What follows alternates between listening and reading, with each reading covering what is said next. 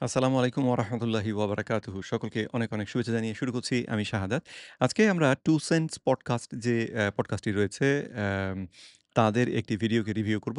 তো সাধারণত এর আগে আমি যে ভিডিওগুলো রিভিউ করেছি সেগুলোতে ১ম এ ভিডিও দেখেছি, দেখে কোথায়, কোথায় ভুল হয়েছে সেটা আমার মনের মধ্যে ১ম এ একটা আমি বুঝেছি বা ভেবেছি তারপরে সেটা রিভিউ করেছি।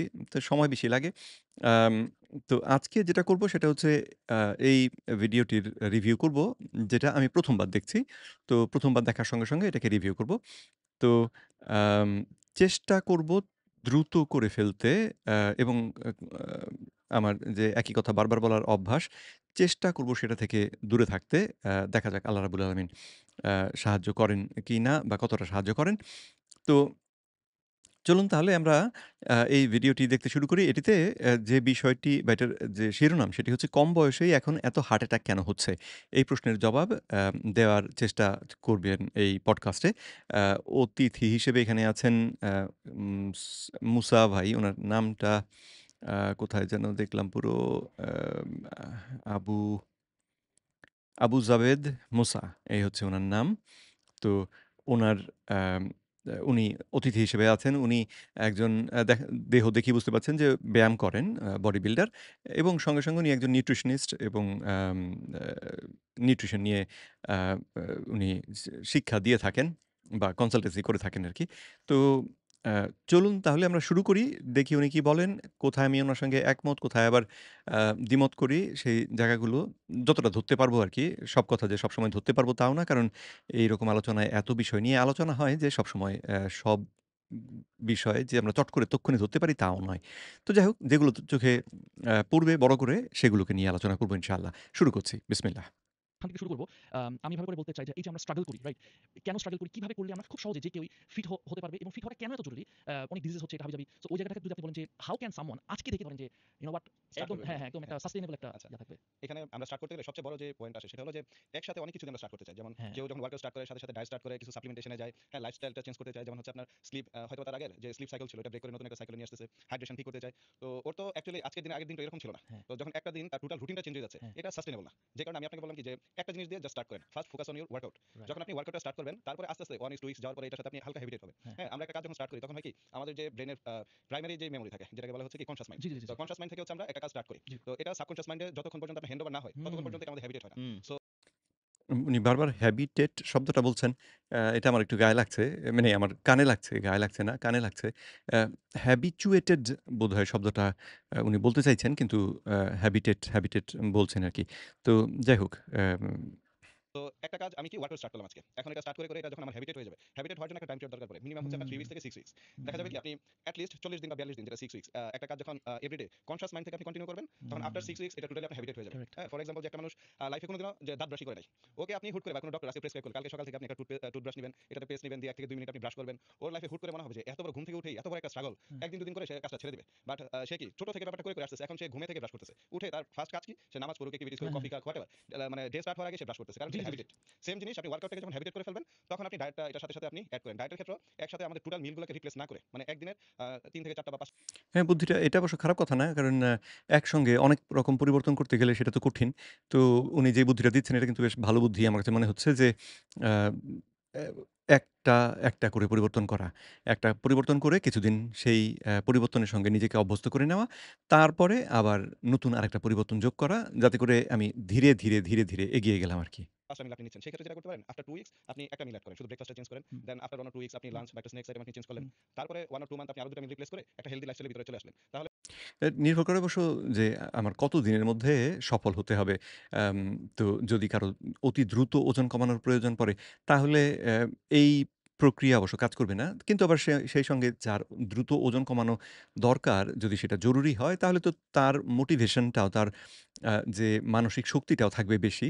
আর যার শরীর এমনিতেই মোটামুটি ভালোই আছে, কোথাও কোনো সমস্যা নেই। কিন্তু সে চাইছে হয়তো নতুন আম আ গিয়ে ব্যায়াম করে বডি বিল্ডিং করবে বা আরো ফিট হবে।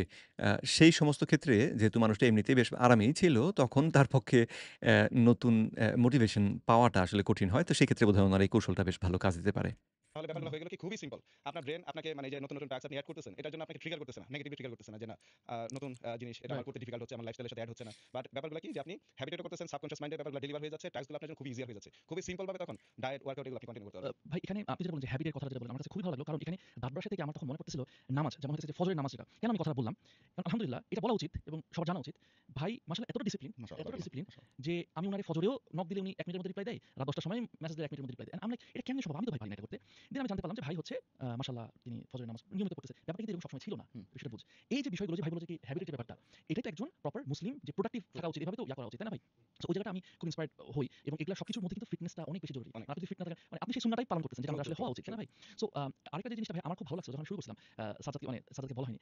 আমরা যখন শুরু করলাম, আপনি যখন স্টার্ট করলেন, তখন আপনি খুব মানে ইজি এক্সারসাইজ বা আপনি বলছেন ভাই আপনি এটা করেন। ২ টা ৩ টা এক্সারসাইজ করার পরে আমার মনে আছে এখন আমি যখন রোটা করতাম, রাইট? রো যেটা এভাবে করে রো করে। খুব লো ওয়েট দিছিলেন। এখন আমি জাস্ট আল্লাহ এত কম ওয়েট দিছিলেন। অ্যান্ড ভাই আমাকে অনেক অ্যাপ্রিশিয়েট করতেছিল যে হ্যাঁ, আপনি তো খুব ভালো করতেছেন এই সেই। বিলিভ মি তো তাহলে উনার এই কথা থেকে একটা জিনিস বোঝা গেল যে এর আগে ওই আবু সুফিয়ান তাজ ভাইয়ের সঙ্গে যে ব্যায়ামের চেষ্টা করেছিলেন, তাহলে সেটা বোধহয় ফেল মেরেছে। ফেল মেরে এখন আবার আরেকজনের কাছে গিয়েছেন। দোস্ত আমাকে মুসা ভাই বলল, "আপনি ১ মাস ডায়েট মেইনটেইন করবেন না।" আমাকে বলছে। আমি কখনোই শুনিনি এই কথাটা কেউ কাউকে বলতে। আমি যখনই কোনো জিমে গেছি প্রথমত ভাই আমাকে ১০০ টা এক্সারসাইজ দিছে, ১০০ টা প্ল্যাঙ্ক মারো, এই মারো, ক্রাঞ্চ মারো। আমার তো রক টান মান খায়। আমি শেষ। শেষ ভয় আমি আর জীবনে জিমে যেতে পারি না। এই কারণে জিমের সাথে আমার একটা দূরত্ব হয়ে গেছে। তারপর যে জিনিসটা করতে পারলাম যে কি I made gym A non negotiable যেটা আপনি আমাকে বলছেন। ট্রু, কারণ আপনার যদি ফিটনেস ঠিক থাকে ভাই আপনার ব্যবসা বাণিজ্য পরিবার সব আস্তে, আস্তে ঠিক হয়ে যাবে। True, true. So I really thank you মাশাআল্লাহ। For that. এটা ভালো বলছেন যে না ডেফিনিটলি বিজনেস করুক, যাই করুক সব জায়গাতে ফিটনেসটা অ্যাকচুয়ালি ইম্পোর্টেন্ট এই কারণে যে ইভেন আ বিজনেসের আগেও কিন্তু। হ্যাঁ, হ্যাঁ। একটা এই কথাগুলো সব যে একেবারে সেভাবেই সঠিক তা হয়তো বলা যাবে না। কিন্তু এর মধ্যে কিছু সত্য তো আছে। হেলথি মানুষের অনেক ডিমান্ড হয়। হুম, ধরেন হ্যাঁ, আপনার আশেপাশে অনেক চাহিদা ক্রিয়েট হবে, time to full time screen create করে করতে নিই। ইচ্ছে করবে। বাট একজন অসুস্থ মানুষের চাহিদা শুধু একটা। সে কিভাবে সুস্থ হবে? তার আর কোনো চাহিদা নেই। আপনি আজকে হসপিটালাইজড হন, আপনার লাইফে কোনো ডিমান্ড নাই। সিঙ্গেল ডিমান্ড হচ্ছে কি যে আপনি কিভাবে সুস্থ হবেন। তার মানে এই কথাগুলো তো ঠিক এইভাবে সঠিক নয়। কিন্তু হ্যাঁ, ওই সুস্থ হওয়াটা মানুষের সবথেকে বড় চাওয়া হয় তখন। কিন্তু তাই বলে জীবনে অন্য কোনো চাহিদা থাকে না। বা অসুস্থ একজন মানুষ তার ব্যবসা নিয়ে চিন্তা করে না বা সেটাও কিন্তু আসলে ঠিক নয়। যাই হোক, উনি যে কথা বলেছেন, আম আ এটার এক ধরনের অর্থ আ অনেকের ক্ষেত্রে হয়তো আছে। আপনি বিজনেস করেন, আর্ন করেন, সাথে যতই প্রোডাক্টিভিটি আপনি হোয়াটএভার যত কাজই করেন, এই ডিমান্ডগুলি বা চাহিদাগুলো ক্রিয়েট করতেছে কি আপনার একটা হেলথি ফিজিক। আপনার বডি যতক্ষণ হেলথি, আপনার ডিমান্ড ক্রিয়েট হবে। আপনি অসুস্থ, আপনার চাহিদা শুধু একটাই। কিভাবে রাইট। সিকনেসটা ওভারকাম করে আবার সুস্থ হবে। আমরা যখন কোনো একটা হ্যাবিট তৈরি করি তখন আসলে বডি কিভাবে ইয়ে করে। আমি যেটা শুনছিলাম I would love to know about it আপনার কাছ থেকে। সেটা হচ্ছে আমাদের বডি হচ্ছে মানে ব্রেইন হচ্ছে খুব সার্ভাইভাল মোডে থাকে। সে হচ্ছে নতুন কিছু হইলেই ও ভাবে কি আরে In the next 90 আবার এলো seconds, we're going to advertisement রে reveal how we are ইংরে বিংরে disrupting ইংরে this বিংরে very ইংরে industry, বিংরে ইংরে turning a ইংরে single ইংরে ইংরে donation ইংরে এটা তো গেছে। স্ট্রেঞ্জ। এটা তো মনে হয় হ্যাঁ, এটা তো মনে হয় আমার সাথে হওয়ার কথা ছিল না। আমি বহুদিন ধরে এভাবে চলতেছি। নতুন একটা কিছু ঘটলো কেন? তখন ও এমন একটা সার্ভাইভাল মোড অন করে যে না এটা থেকে দূরে থাকো, তুমি এভাবেই হুম। চলতে থাকো। সো আসলে ব্রেইন কিভাবে কাজ করে সেটা একটু আপনার সাথে কথা না বলতে চাই। ব্রেন এটাই। ব্রেইনের মানে কথা শুনে যেটা মনে হয় যে ব্রেইন আসলে একেবারে অ্যা অ্যা একটা মানে একটা মানুষকে আমরা যেভাবে দেখি, অনেক সময় আমরা ব্রেইনকেও যেন ঠিক সেইভাবে দেখি। ব্রেইন বসে, বসে সব খেয়াল করতেছে, এই করি, সেই করি, হিসেব-নিকেশ করতেছে। ব্রেইনটা ঠিক সেইভাবে কাজ করে না। ব্রেইনটা একটা কম্পিউটারের মতন তো। তো হয় কি, কোনো এক জায়গায় কোনো পরিবর্তন হইলে সেই পরিবর্তনের কারণে কি, কি পরিবর্তন আরো হতে হবে সেটা প্রোগ্রাম করা আছে। সেটার স্টেপগুলো আগে থেকেই তৈরি করা আছে। তো যার কারণে অ্যা অ ব্রেইন যখন আমরা কোনো পরিবর্তন করার চেষ্টা করি, সেটা আগে ব্রেইন যেইভাবে চলছিল, সেই চলার সঙ্গে যখন মেলে না, তখন নতুন কিছু প্রোগ্রাম আবার তৈরি হতে হয়। তো এই নতুন প্রোগ্রাম তৈরি হওয়ার এই যে সময়টা, এই সময়টা একটু স্ট্রাগল আমাদের লাগতে পারে। তো কিন্তু আমি যেজন্য এই কথাটা করি, হয় কি আমরা অনেকেই ব্রেইনকে এরকম একটা মানুষের মতন চিন্তা করতে গিয়ে অ্যা একটু গুলিয়ে ফেলি। মানে মাথার ভিতরে একটা মানুষকে বসিয়ে দিই। তো ঠিক ব্রেইনটা তো একটা ঠিক মানুষের মতন না, ওইটা একটা মেশিন। তো আ মেশিন আর মানুষকে একত্র করে ফেললে তখন বোঝাতে কিছু ঝামেলা পরবর্তীতে হতে পারে। তো যাই হোক, এটা অবশ্য বড় কোনো পয়েন্ট যে তা নয়। আপনাকে যেটা বললাম যে নতুন যে কোনো টাস্ক আমরা যখন স্টার্ট করি, বডি বা আমাদের মাইন্ডের জন্য ব্যাপারটা কি একটা ফিয়ার ফ্যাক্টর ক্রিয়েট করে যে হুম, জিনিসটা কি পারবো, অনেক কনফিউজিং অনেক ওয়ার্ড চলে আসে। আর আশেপাশে হচ্ছে কি আমরা যে কোনো কাজ স্টার্ট করার আগে আমরা কম্পেয়ার করি ওই কাজে যারা সাকসেসফুল ওদের সাথে। হুম। হ্যাঁ? আ এখানেও এই যে কথাটা আম খুব গুরুত্বপূর্ণ কথা যে তাও নয়, কিন্তু ব্রেইন অ্যা সবসময়ই যে কোনো কাজ শুরু করতে গেলে ভীত থাকে, ব্যাপারটা ঠিক সেরকমও নয়। আমরা অনেক কাজই আছে নতুন, আমি ১ম শুরু করছি। কিন্তু আমরা খুব এক্সাইটেড। তো আমরা যেই কাজগুলো খুব আগ্রহ করে করতে যাই, সেইগুলো কিন্তু তুলনামূলকভাবে সহজে আবার শিখতেও পারি। তো কিছু, কিছু কাজ আছে যেখানে আরকি আমি অ্যা আমার যে আরামে ছিলাম, সেই আরামে থাকা অবস্থায় এটা করতে হয়নি। জিমে যাওয়াটা একটা চমৎকার উদাহরণ। যে আমি তো খেয়ে-দেয়ে আরামেই ছিলাম। আমার শরীরে তেমন কোনো সমস্যা ছিল না। তো এখন জিমে যেতে হবে, ব্যায়াম করতে হবে। এই জায়গাটা আমাদের অ্যা যে সাইকি, আমাদের যে মনোজগৎ, সেখানে এই ঘটনাটা একটা নতুন ঝামেলা হিসেবে আমরা অনেক সময় অনুভব করি। আ তো কিন্তু যখন একটা কোনো কাজ আমরা নিজেরাই করতে পরিকল্পনা করেছি, নিজেরাই করতে চাই, তখন কিন্তু দেখা যায় যে আমরা অ্যা এটাকে আর ওইভাবে একটা বাধা হিসেবে দেখি না। যে ফিটনেস আসলেন, যার ফিজিক্যাল সবচেয়ে ভালো, ওকে দেখে ভাবতেছেন যে না, আমারই বডি, এটা নিয়ে কি আমি ওর সাথে মানে ওর পাশে দাঁড়িয়ে আমি ওয়ার্কআউট করব না, যাচ্ছে না। তারপরে ২-১ দিন ওয়ার্কআউট করার পর ওর সাথে আপনি কম্পেয়ার করতেছেন। তো এই কম্প্যারিজনটা আপনাকে কি করতেছে? ডিমোটিভেট করতেছে। হুম, কম্প্যারিজন অলওয়েজ হবে ইউ ভার্সেস ইউ। রাইট। আপনার চেঞ্জ কি আসলো? আপনার এখন যদি ওয়েট লুজ গোল হয়, যেমন ভাইয়ার ছিল কত? আই থিংক 112 হ্যাঁ, 112 থেকে সে 100 যখন 10 এ আসে, ২ কেজি আহামরি কেউ নোটিস করবে না। না, বাট না। উনি যখন ওয়েট স্কেলে তাকাচ্ছে 2 কেজি কমে গেছে, এটা ইউ ভার্সেস ইউ, উনার চেঞ্জ। ওয়াও! উনার ওই জায়গাতে উনাকে মোটিভেটেড থাকতে হবে। উনার এই ছোট সাকসেসটা উনাকে ইন্সপায়ার করবে, মোটিভেটেড করবে। হ্যাঁ, হ্যাঁ। তো এইজন্য কম্প্যারিজন অলওয়েজ যেকোনো সেক্টরে ইউ ভার্সেস ইউ। আজকের দিনে আপনি কি? আগামীকাল আপনি কি? বা গতকালকে কি ছিলেন? আজকে আপনি কি? এটার সাথে এই জিনিসটা আপনাকে এটা ভালো মানে বুদ্ধি। কনসিস্টেন্ট মোটিভেটেড রাখবে আরকি। কারণ মোটিভেশন ব্যাপারটা খুবই টেম্পোরারি থিংস। হুম, আপনার মোটিভেশন কি আউটসাইড থেকে আসে। যে কারো কথা শুনে আপনি মোটিভেট হলেন হুম। বা হচ্ছে অনেক সময় নেগেটিভিটি মোটিভেশন ক্রিয়েট করে। কি হবে? ডিজিজ হলো, ডাক্তার বলছে আমাকে জিমে যেতে হবে এরকম। এখন যেহেতু ব্যাপারটা আউটসাইড থেকে আসতেছে, এটা খুবই টেম্পোরারি থিংস। হুম, যে আসবে, আপনি গিয়ে দেখবেন ব্যাপারটা ডিফিকাল্ট, আপনি গিভ আপ করে দিবেন। হুম। তো ইন্সপায়ারেশন যেটা, এটা মানুষ ইন্সপায়ার হয় কি ভিতর থেকে। ওরা হচ্ছে একটা লম্বা সময় একটা গেমে আপনার কনসিস্টেন্ট ভাবে থেকে যেতে পারে। তো ইয়েস। ইন্সপায়ার খুব অল্প মানুষ হয়। তারা অনেক স্ট্রাগল মানে করে। সেলফ মোটিভেটেড যেটা। হ্যাঁ, সেলফ মোটিভেটেড ওই জিনিসটা খুবই কম। হুম, তো এখন অলমোস্ট 99% মানুষ যেহেতু মোটিভেটেড হচ্ছে, তো আউটসাইড থেকে যেহেতু ব্যাপারটা আসে, এটাকে আপনি ডেইলি লাইফে কিভাবে সেলফ মোটিভেশনে নিয়ে যাবেন, অনলি থিংস আপনি কম্পেয়ার করবেন ইউ ভার্সেস ইউ। আপনার ছোট ছোট অ্যাচিভমেন্টকে আপনি ডেইলি হচ্ছে এটাকে হুম, প্রায়োরিটাইজ করবেন। যে না, আল্লাহ আমার তো আজকে 300 গ্রাম কমে গেছে ওয়েট। অনেক বড় অ্যাচিভমেন্ট। ইভেন লম্বা কোনো গোলও যদি হয়, ধরেন ভাইয়ের গোল 30-40 কিলো সে লুজ করবে। তখন গোলটাকে এই 30-40 কিলো একবারে ফোকাস না করে, এটাকে ভেঙে যদি সে স্পিল করে ডিভাইড করে নিয়ে আসে, যে ১ বছর, তারপর এটা মান্থলি নিয়ে আসলো, তারপর উইকলি নিয়ে আসলো, তারপর হচ্ছে ডেইলি। হুম, পার ডে আপনি একটা জিনিস জাস্ট চিন্তা করেন যে আপনার 100 গ্রাম ওয়েট লুজ করা কোনো ব্যাপার? হুম। কোনো ব্যাপারই না। আমি যদি ডেইলি অনলি 100 গ্রাম ওয়েট রিডিউস করে মান্থলি আসতেছে কত? 3 কিলো। আমার জাস্ট 10 মান্থে কত? 30 কিলো। তো এটা যেটা বললাম যে ডেইলি 100 গ্রাম খুবই মিনিমাম একটা ওয়েট টার্গেট। এটা আপনি জাস্ট আপনার যেটা রিকোয়ার ক্যালোরি থাকে, আমরা প্রতিদিন যে পরিমাণ খাবার খাই, এখানে 2 ধরনের ক্যালোরি আমাদের দরকার পড়ে। এক হচ্ছে যেটা বিএমআর, বেসেল মেটাবলিক রেট, যে আমরা কোনো অ্যাক্টিভিটি যদি নাও করি, আমাদের হার্ট পাম্প করতেছে, বডির ইন্টারনাল যত অর্গান আছে ওরা ফাংশন করার জন্য একটা ক্যালোরি দরকার পড়ে। এটা আপনার শুয়ে থাকলে ক্যালোরিটা বডির দরকার পড়বে। এটাকে বিএমআর বলে। আর এটার সাথে আমরা ডেইলি অ্যাক্টিভিটিসের যে ক্যালোরিটা বার্ন করি, কেউ হচ্ছে ফুটবল খেলে, জিম করতেছে, ওদের একটা ক্যালোরি বার্ন হয়। ওই ক্যালোরিটা এড হবে। ফর এক্সাম্পল, একটা মানুষের 3000 ক্যালোরি দরকার। হুম? তো এই ক্যালোরি নিয়ে আলোচনার আগে চট করে একটু বলি। আমরা আসলে কিন্তু আমাদের দেহে ক্যালোরিকে ব্যবহারই করি না। মানে ক্যালোরিটা হচ্ছে অ্যা তাপের একক। শক্তি, তাপ শক্তি যেটা তার একক। তো আমাদের দেহের মধ্যে বা আমরা খাবারের মধ্যে থেকে আসলে ক্যালোরি খাই না। তো এই জায়গাটা বোঝাটা খুব জরুরি। কারণ হচ্ছে নয়তো আমরা আ গিয়ে সব গুবলেট পাকিয়ে ফেলি আমাদের দেহের মধ্যে। তো আ খাবার আমরা খাই। খাবারের মধ্যে কতগুলো পুষ্টি কণা আছে, যেমন ধরুন যখন আমি শর্করা জাতীয় খাবার খেলাম তার মধ্যে গ্লুকোজ আছে। সেই গ্লুকোজটা আমার দেহের মধ্যে শোষিত হয় এবং আমার দেহ, আমার দেহের কোষ সেই গ্লুকোজটাকে রাসায়নিক প্রক্রিয়ায় ভেঙে ও কিন্তু তাপে সবসময় রূপান্তর করে না।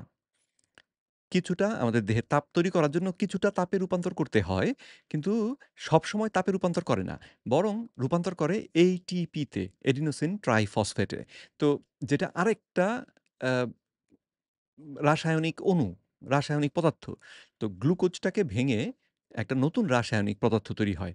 তো আ এরপরে এই রাসায়নিক পদার্থটা আবার যেই কাজ সেই কোষটা করতে চায়, সেই কাজটা করার ক্ষেত্রে ভূমিকা রাখে, কোষটাকে সাহায্য করে এবং এইভাবেই দেহটা চলে। তো ক্যালোরির হিসেবটা করলে ঝামেলা যেটা হয় সেটা হচ্ছে যে সব খাবারকেই আমরা আ একই পাল্লায় মাপতে শুরু করি। অথচ একেকটা খাবার কিন্তু আমাদের দেহে একেক রকমের ভূমিকা রাখে। যেমন ধরুন অ্যা শর্করা জাতীয় খাবার। শর্করা জাতীয় খাবার থেকে আমরা পাই গ্লুকোজ। হজমের পরে আমাদের দেহের মধ্যে গ্লুকোজ হিসেবে এটা প্রবেশ করে এবং সেই গ্লুকোজ কিন্তু আমাদের দেহে কোথাও কোনো গাঠনিক কোনো জায়গায় দরকার পড়ে না। অর্থাৎ দেহটাকে গঠন করার জন্যে গ্লুকোজের কোথাও কোনো প্রয়োজন পড়ে না। গ্লুকোজটা ব্যবহার হয় শক্তি বা কোষকে চালিয়ে রাখার জন্যে। তো সেই অর্থে শক্তি তৈরি করার জন্যে। কোষটাকে চালিয়ে রাখার কোষের প্রয়োজনীয় যে শক্তি, সেই শক্তি। এটা তাপশক্তি না। তো সেটা তৈরি করার জন্যে এটা ব্যবহার হয়। তারপরে ধরুন চর্বি। চর্বির ক্ষেত্রে এটা ২ টো উপায়ে ব্যবহৃত হতে পারে। এক হচ্ছে যে এটাকে ভেঙে আমরা ওই যে শক্তি ATP সেটাতে রূপান্তর করে ফেলতে পারি। আমাদের দেহ সেটা করতে পারে। আর ২য় যেটা সেটা হচ্ছে যে দেহের যেমন ধরুন প্রতিটা কোষের যে আবরণ রয়েছে, সেই আবরণের মধ্যে কোষের ভেতরে বিভিন্ন যে অঙ্গাণুগুলো রয়েছে, এই সবগুলোর মধ্যে চর্বির ভূমিকা আছে। এগুলোতে গঠন করতে চর্বি লাগে। আর সবথেকে বেশি গাঠনিক ভূমিকা রাখে হচ্ছে প্রোটিন বা আমিষ। তো আমিষ খেলে সেটা কিন্তু আমার শক্তি উৎপাদনের কাজে প্রায় ব্যবহৃত হবেই না। তো প্রোটিন যাবে আমার দেহ গঠনের কাজে, আর আ ফ্যাট যাবে গঠন এবং শক্তির কাজে, আর শর্করা খেলে সেটা যাবে পুরোপুরি শক্তির কাজে। তো এইভাবে যদি আমরা দেখি তাহলে দেখতে পাচ্ছি যে ৩ রকম খাবারের আসলে ৩ রকমের ভূমিকা। তো ক্যালোরি ৩ টাতেই হয়তো একই থাকলো। ১০০ ক্যালোরি আ আমি প্রোটিন নিলাম, ১০০ ক্যালোরি ফ্যাট নিলাম, ১০০ ক্যালোরি কার্বোহাইড্রেট নিলাম। ৩ টার ক্যালোরির মান একই। কিন্তু আমি খাওয়ার পরে আমার দেহের মধ্যে গিয়ে কিন্তু এরা ভিন্ন, ভিন্ন কাজ করবে। তো ভিন্ন, ভিন্ন কাজ করলে অ্যা তখন এই যে ওজন বাড়া, কমা এই কাজটাকে ধরুন আমি অ্যা প্রোটিন আমি ১০০ কম ক্যালোরি খাবো। আমি কি করলাম? আমি প্রোটিনটা খাওয়া বন্ধ করে দিলাম। যদি সেটা করি তাহলে কিন্তু আমার দেহে উপকারের পরিবর্তে ক্ষতি হওয়া শুরু হবে। ১ মাস ধরে যদি আমি প্রোটিন না খাই, শুধু অ্যা ফ্যাট এবং কার্বোহাইড্রেট খাই। কারণ ক্যালোরি দিয়ে হিসেব করলে তো ক্যালোরি হলেই হলো, তাই না? তো সেটা চিনি থেকে আসলো না চর্বি থেকে আসলো না আ অন্য কোথাও থেকে আসলো সেটা তো তখন আর বড় প্রশ্ন হিসেবে আমরা দেখি না। অথচ দেখা উচিত। কারণ একেকটার কাজ তো একেক। তো ১ মাস যদি আমি প্রোটিন একেবারে না খাই তাহলে কিন্তু আমি বিপদে পড়ব। আমার দেহটা তখন বিপদে পড়বে। তো সেজন্যে এই পুরো বিষয়টাকে যে শুধু ক্যালোরি দিয়ে হিসাব করাটা এটা একটা বিশাল বড় ফাঁদ। আসলে এটা একটা গর্ত যেটার মধ্যে আমরা নিজেরাই গিয়ে ধুপ করে পড়ে যাই। কিন্তু আ মানে ধরতেও পারি না অনেক ক্ষেত্রে যে আমরা এই ফাঁদের মধ্যে পড়ে গিয়েছি। ওইখান থেকে সে যদি আপনার 500 অথবা 300 ক্যালোরি কাট করে দেয়, তাহলে হয় কি যে আমাদের 3500 ক্যালোরি কিন্তু 1 পাউন্ড বডি ওয়েট। এখন একদিনে যদি 500 ক্যালোরি করে কাট করে দেয়, তাহলে 7 দিনে তার 3500 ক্যালোরি। 3500 এই 1 পাউন্ড বডি ওয়েট যেটা বললেন, এই ৩৫০০ ক্যালোরি 1 পাউন্ড বডি ওয়েট এটা কি আমার চর্বি থেকে আসবে? নাকি আমার পেশি থেকে আসবে? নাকি দেহের মধ্যে রাখা যে গ্লুকোজ আছে সেখান থেকে আসবে? মানে গ্লাইকোজেন যেটা সেখান থেকে আসবে। তো উম ব্যাখ্যা করার সময় এইভাবে ব্যাখ্যা করলে তখন বিষয়টা ওই যে আমি বললাম যে বিভ্রান্তি সৃষ্টি হওয়ার সম্ভাবনাটা বেড়ে যায়। তো আ দেহে আমার পেশি কোনো কারণে যদি পেশি ক্ষয় হয়, আমার ক্যান্সার রোগীদের পেশি ক্ষয় হচ্ছে। তো প্রতিদিনই সে যদি ১০০ গ্রাম করে কমে, তার পেশি কমে, এটা কিন্তু ডিজাস্টার মানে ভয়ানক সমস্যা। এখানে থামানোর চেষ্টা করতে হবে। আমরা যেটা চাই সেটা হচ্ছে চর্বির ওজন কমাতে। আমাদের দেহে যদি অতিরিক্ত চর্বি থাকে সেটাকে কমাতে। তার মানে তখন আমাকে অ্যা একেবারে সিলেক্টিভলি এমন কিছু করতে হবে যেন চর্বিটাই খরচ হয়, অন্য কিছু না। চর্বিটাই যেন খরচ হয়, আমার পেশি যেন খরচ না হয়। তো আর এ তো এই যে এই ১ পাউন্ড ওজন মানি ৩৫০০ ক্যালোরি। এটা যদি আমার পেশি থেকে আসে তাহলে কি ৩৫০০ ক্যালোরি হবে? যদি চর্বি থেকে আসে তাহলে কি ৩৫০০ হবে? নাকি এদিক-সেদিক হবে? তো এজন্য এই সংখ্যাগুলোকে এইভাবে বলাটা উম একটুখানি প্রবলেমেটিক। ক্যালোরি সে যদি সারপ্লাস মানে বেশি খায়, 1 পাউন্ড ওয়েট তার গেইন হবে। আর যদি সে কম খাচ্ছে, তাহলে হচ্ছে ওয়েট 1 পাউন্ড রিডিউস হবে। এটা সবসময় হয় না। এটা একটা গবেষণা কিছুদিন আগে হয়েছে। অ্যা একজন ব্যক্তি করেছেন, মানে আরো লোকে করেছে কিন্তু একজন ব্যক্তি এটাকে একটা কেস রিপোর্ট আকারে পাবলিশ করেছেন আরকি। গবেষণাপত্র হিসেবে প্রকাশ করেছেন সারা দুনিয়াকে প্রমাণ হিসেবে দেখানোর জন্য। তার নাম হচ্ছে স্যাম ফেলথাম। আ ইউকের একটা ছেলে। আমার থেকে বয়সে কমই হবে, সেজন্য ছেলে বললাম। তো সে আ পিএইচসি অ্যাম পাবলিক হেলথ কোলাবোরেশন নামে একটা প্রতিষ্ঠানকে চ্যারিটি অর্গানাইজেশন সেটাকে চালায়। ও পরীক্ষামূলকভাবে এই কাজ করেছিল যে ২১ দিন ৩ টা পরিকল্পনা নিল যে ২১ দিন করে ও ৩ ধরনের খাবার খেয়ে দেখবে যে কোন খাবারে ওজন কতটা বাড়ে বা কমে ইত্যাদি। তো ১ম যে ২১ দিন সেই ২১ দিনে ও ঠিক করল ও খাবে আ সীমিত শর্করা, উচ্চ চর্বি ভিত্তিক খাবার। অর্থাৎ শর্করা জাতীয় খাবারগুলো খাবে না কিন্তু চর্বি বেশি করে খাবে এবং প্রতিটা এই ২১ দিনের সময়ে সে তার যে উচ্চতা এবং ওজন সমস্ত মিলিয়ে তার দৈনিক চাহিদা ছিল ৩,০০০ ক্যালোরির মতোই। কিন্তু সে ঠিক করল সে ৫,৮০০ ক্যালোরি প্রতিদিন খাবে। তো তাহলে উনার যে হিসাব, সেই হিসেব অনুযায়ী কিন্তু প্রতি দুদিনেই তার ওজন এই ১ পাউন্ড, ১.৫ পাউন্ড করে বেড়ে যাওয়ার কথা। কিন্তু ১ম এই যে ২১ দিন, এই ২১ দিনে দেখা গেল তার ওজন বাড়ল ১ কেজি ৩০০ গ্রাম। তো এই ২১ দিনে প্রতিদিন সে ৫,৮০০ ক্যালোরি করে খেয়েছে, কিন্তু চর্বি খেয়েছে। সে শর্করা খায়নি। আচ্ছা, তো ওজন বেড়েছে ১ কেজি ৩০০ গ্রাম। ঠিক আছে। তো তাহলে ২১ দিনের হিসাবে ওজনটা সামান্য বাড়া। তো ২১ দিনে উনার যে পাউন্ডের বা ক্যালোরির হিসেব থেকে যে হিসাব, ক্যালোরিকে আমরা ধরে যদি ৩৫০০ করে ধরি তাহলে তো বাড়ার কথা ছিল ১০ কেজি। কিন্তু বেড়েছে মাত্র ১ কেজি। তাহলে ক্যালোরির হিসেবটা এই ক্ষেত্রে মেলেনি। আচ্ছা, দ্বিতীয় যে ২১ দিন মাঝখানে ২ সপ্তাহ আবার গ্যাপ ছিল। তারপরে দ্বিতীয় ২১ দিনের যে পরিকল্পনা, সেই পরিকল্পনাতে সে আবার এই খাওয়া শুরু করল ৫,৮০০ ক্যালোরি প্রতিদিন। কিন্তু এইবারে সে খেলো চর্বি কম কিন্তু কার্বোহাইড্রেট বেশি। তো এই ২১ দিনে তার ওজন বেড়ে গেল ৭ কেজি ৭০০ গ্রাম বা ৫০০ গ্রাম এরকম। তো ২১ দিনে ৭ কেজি ওজন বেড়ে গেল। তো এখানেও হিসেব করলে দেখবেন যে আসলে ওই ৫,৮০০ ক্যালোরি ধরে ক্যালোরির হিসাবের সঙ্গে এই ওজনটা ঠিক মেলে না। কারণ আ ৩৫০০ ক্যালোরিতে ১ পাউন্ড করে বাড়ার কথা। তো সেই হিসাব ধরলে এই হিসেবটা ঠিক মেলে না। কিন্তু ৫,৮০০ ক্যালোরি প্রতিদিন খেয়েছে ২১ দিন। ওজন বাড়ল ৭ কেজির উপরে। আর একই রকম ৫,৮০০ ক্যালোরি সে খেয়েছিল আগের বার। তার ওজন বেড়েছিল মাত্র ১ কেজি ৩০০ গ্রাম। তো তাহলে এই যে ক্যালোরির হিসেবটাকে আমরা এত গুরুত্ব দিয়ে দেখছি, এটা তাহলে আসলে মানুষের দেহে এইভাবে কাজ করে না। এই হিসেবে আমাদেরকে বোঝানোর জন্য এইভাবে অনেক সময় বোঝানো হয়। মানে বাচ্চাদেরকে বোঝানোর জন্য যেমন আমরা কঠিন বিষয়কে একটু সহজ করে বোঝাই। কিন্তু মানব দেহটা তো ঐরকম না। মানব দেহটা আমাদের কথা মতন চলে না। সে তার নিজের মতন চলে। তো এরপরে ৩য় যে অ্যাম উইন্ডোটা ছিল সেইখানে সে খেয়েছিল ভিগান যে খাদ্য অভ্যাস সেটা করেছিল ২১ দিনের জন্য যেখানেও সে প্রচুর খেয়েছে। এই মানে ক্যালোরির মাত্রা প্রতিদিন ৫,৮০০ ক্যালোরিই ছিল। তাতে সেই উইন্ডোতে তার ওজন বেড়েছিল ৪ কেজি ৪.৫ কেজির মতন। তো তাহলে একই পরিমাণ ক্যালোরি কিন্তু সে প্রতি ২১ দিনে খেয়েছে। অথচ ওজন বেড়েছে একেক সময়ে একেক রকম।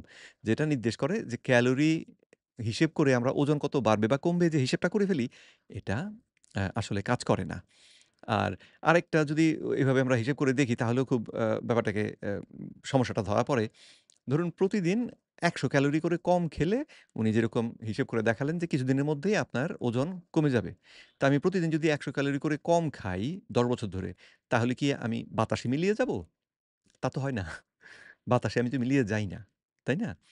তো তার কারণ কি? কারণ হচ্ছে আমাদের দেহটা অ্যা এটা ওই ব্যাপারটা এরকম নয় যে একটা বালতির মধ্যে পানি রাখা, আমি প্রতিদিন একটু করে একটা চামচ দিয়ে পানি একটু করে ফেলছি, তাতে ধীরে পানিটা কমে একসময় বালতিটা শূন্য হয়ে যাবে। আমাদের দেহটা আসলে একটা সক্রিয় একটা জীবন্ত জিনিস। তো এটাতে যখন আমি পানি ফেলতে শুরু করি, তখন কিছুদিন এটা অ্যালাও করে। কিন্তু তারপরে একটা সময় যখন ও দেখে যে বেশি পানি চলে যাচ্ছে তো, তখন সে এমন ব্যবস্থা করে যে আমি পানি ফেলতে পারি না অথবা সে অন্য কোনোভাবে পানি যেন বাড়ে তার চেষ্টা করতে শুরু করে দেয়। এবং সেই পদ্ধতিগুলোকে ওভাররাইড করা আমাদের পক্ষে সম্ভব হয় না। তো ফলাফলে দেখা যায় আমরা চেষ্টা করে তখন বিফল হই। তো অ্যা জিনিসটাকে আমাদের দেহটাকে এরকম একটা বালতির মতন চিন্তা করাটা একটু বোকামি আরকি। এটা না করাই সবথেকে ভালো। যাই হোক চলুন আমরা কথাগুলো শুনি। তো এটা হচ্ছে ক্যালোরি কাউন্টের হিসাব। এখন আপনি প্রতিদিন যদি জাস্ট ১০০ গ্রাম করে ওয়েট রিডিউস করেন, মান্থলি আপনার ৩ কেজি ওয়েট যদি রিডিউস হয়, যার ওয়েট ১৩০ কেজি সে এটা নোটিসই করবে না। তার ১০-১৫ কেজি ওয়েট রিডিউস হওয়া পর্যন্ত আশেপাশের মানুষ হচ্ছে আপনার নোটিস করবে না। হুম, তো ওয়েট লসের সাথে যদি ওয়ার্কআউটটা কন্টিনিউ করে সেক্ষেত্রে তার স্ট্রেংথ, এন্ডুরেন্স এবং মাসল মাসটা একটু বাড়তে থাকবে। হুম। আর তার হরমোনাল স্টেবিলিটি অনেক বাড়বে। হরমোন আমাদের কি যে মেইনলি যারা আমরা মেল, আমাদের ফিল গুড হরমোন হচ্ছে আপনার টোটালি ৫ টা। আপনার ডোপামিন, সেরোটোনিন, অক্সিটোসিন, এন্ডোরফিন আর হচ্ছে টেস্টোস্টেরন। হ্যাঁ? তার আগে আরেকটু ছোট্ট করে একটা কথা একটু হাইলাইট করে যাই। আ এই যে ওজনটা কমানোর চেষ্টা করছিলাম আমরা। কিন্তু সঙ্গে ব্যায়াম করলে গায়ে আমাদের পেশি আরো শক্তিশালী হবে, পেশি মোটা হবে, নতুন পেশি তৈরি হবে। তো সেটা হলে কিন্তু পেশির ওজন চর্বির তুলনায় বেশি। পেশির ওজন পানির তুলনায় বেশি। সুতরাং তখন দেখা যাবে যে আমাদের কিন্তু ওজন কমা বন্ধ হয়ে যাবে। তো যদি আপনি ডায়েট করছেন, সঙ্গে ব্যায়ামও করছেন, এরকম করলে অনেকের ক্ষেত্রেই এই সমস্যাটা হয় যে তারা দাবি করেন যে, "আমার জামা-কাপড় লুজ হচ্ছে কিন্তু আমার ওজন তো কমে না।" তো ওইখানে বিষয়টা হচ্ছে যে ব্যায়াম করার কারণে তার দেহের যে পেশির গঠন সেটা আরো ভালো হচ্ছে। নতুন পেশি তৈরি হচ্ছে। তো পেশির ওজন যেহেতু বেশি, শরীরটা সাংঘাতিক চওড়া না হওয়া মানে চওড়া হওয়ার আগেই আমাদের ওজন ওদিক থেকে বাড়তে শুরু করছে। তো একদিকে ওজন বাড়ছে, আমরা চর্বি কমানোর চেষ্টা করছি এবং তাতে গিয়ে যে ফলাফল যেটা দাঁড়াচ্ছে সেটা হচ্ছে যে চর্বি আমরা যতটা কমবে বলে আশা করছিলাম ততটা কমে না। তো এটা কিন্তু দুর্ভাবনার কিছু না। পেশি যদি বাড়ে এটা ভালো। তো সেক্ষেত্রে পেশি বাড়লো, চর্বি কমলো এবং এই সময়ে আ আমার ওজন আসলে কমছে কিনা বা আমার চর্বি আসলে কমছে কিনা এই জিনিসটা বোঝার সহজ পথই হলো আমার জামাকাপড় কি ঢিল হচ্ছে কিনা? আমার পেটের মাপ কি ছোট হচ্ছে কিনা? তো তখন আর ওই আ স্কেলের দিকে আমার এই দাড়িপাল্লার দিকে তাকিয়ে না থেকে তখন আমাদের দেখতে হয় আমার জামাকাপড় লুজ হচ্ছে কিনা। যদি সেটা হয় তাহলে আমি ঠিক পথে আছি। হ্যাঁ, তো যারা মোটা মানুষ ওদের বডিতে টেস্টোস্টেরনের পরিমাণ অনেক কম থাকে। এটা একটা রিজন হলো যে ফ্যাট সেল অনেক বেশি থাকলে ওইখানে একটা এনজাইমস থাকে যেটা টেস্টোস্টেরনকে আপনার এস্ট্রোজেনে কনভার্ট করে ফেলে। তো আল্টিমেটলি তার বডি টেস্টোস্টেরন প্রোডাকশন করার পরেও তার লো টেস্টোস্টেরন থাকে। লো টেস্টোস্টেরন হলে কি প্রবলেম হতে পারে? লো টেস্টোস্টেরন হচ্ছে মানুষ আপনার খুবই লেস মোটিভেটেড থাকে, লো ফিল করে, তারপরে কোনো কাজে ফোকাস করতে পারে না। প্রোডাক্টিভিটি অনেক কমে যায় এবং সারাদিনই খুব ডিজিনেস ফিল করবে, লেজিনেস ফিল করবে। আর আল্টিমেটলি হচ্ছে কি এটা আমাদের মেইন হরমোন একটা পুরুষের, সেটা এনার্জি হোক, মাসল মাস হোক, প্রোডাক্টিভিটির দিকে সব দিকে ফোকাস করার জন্য ইনক্লুডিং এটা টেস্টোস্টেরন লো থাকলে আপনার ফিল গুড হরমোনগুলো আল্টিমেটলি লো হয়ে যায় এবং আমাদের যে ট্রেস হরমোন কর্টিসল এটা লেভেল বডিতে অনেক বেড়ে যায়।